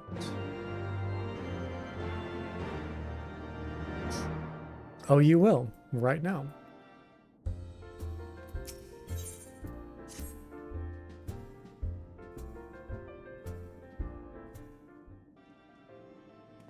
Well met, friend. Might you perchance be able to shed some light on the most remarkable rumor that has reached mine ears?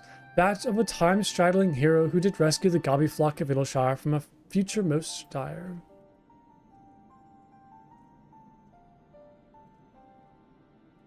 Ah, but the 12 smiled upon me today. 'Tis a stirring tale indeed, and one made more affecting by the unadorned manner in which you tell it. A struggle for the future so grand as to span the boundaries of time and space. Would that I had been there to witness it with my own eyes. I must say mine interest was especially piqued by the part about turning back time. If I understand correctly, had you triumphed over the giant only for the goblins to reverse the flow of time, thereby compelling you to do battle over and over and over again, the primal's power would have grown to not infinite proportions. While we must all thank the 12 that you and your companions were able to break the vicious cycle as a performer, I must confess as to some curiosity over how the final battle with such a foe might unfold. Not that I want for inspiration, of course. Your tale is more than sufficient. While even now my muse stirs within me, hearkened onto her song.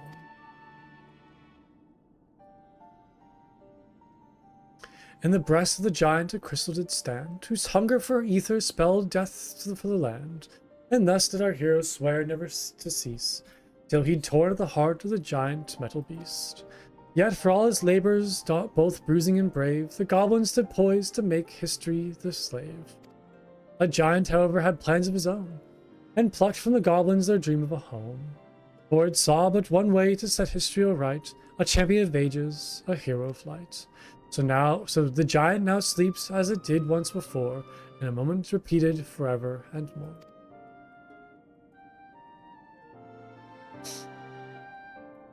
You'll forgive me if I took certain liberties in the retelling of your tale. My audience are a demanding lot, and they have come to expect a certain grandeur from my work. Mine only regret is that I was not able to weave every remarkable detail of the most improbable adventure of yours into my humble composition. Of particular interest to me was the recurring theme of desires and dreams, and the power they may come to hold. Though I possess no ancient relic to grant form to one's wishes, might it not be said that music has a similar power, albeit in a more intangible sense? Should your travels chance to take you back to the scene of your triumph, pray reflect on your adventure with my song in your heart. You may yet be surprised by what you see. Okay, I'm tired. My voice is exhausted. I'm gonna probably call it there. And then next time I play, we'll pick up these Savage raids, finish those up, and then I guess start the Hildebrand quest line. I don't think there's really any other like story content to do other than Hildebrand. So, and the main story quest, of course. But yeah, I think next stream will be trials. I have the extreme trials though. Oops. Yeah, I have all the extreme stuff. Unless there's more that I'm missing. Is there more like quests I need to do to lock like content? I'm short 3 trials? Where would I get those 3 trials? Okay, yeah. So I'm gonna hold off on doing main story quest until I finish like all of the other side content. So yeah, like I want to do like all the Hildebrand stuff. I want to level up jobs. So yeah, I'm gonna hold off on doing the main story quest until I finish like all of the side content for Heavensward. And I think the only side content I have left is the Hildebrand quest line. But yeah, I'm tired. But thank you so much everyone for watching as always. I really appreciate it. I hope you all enjoyed. I'll not be streaming tomorrow, but back on Thursday for more Final Fantasy. Excited to see what's next and what's out there. 3.1? Okay, gotcha. So I have some fun stuff to look forward to in the main story quest. Gotcha. Okay. Seems exciting. Well, yeah, I hope you have a good rest of your night. And I'm glad I got the like stream issues fixed. Seems like everything's stable now. I don't see any dropped frames, so I'm not sure what's going on earlier, but I'm glad it's fixed. Yeah. Bye, everybody. Take care. See you later.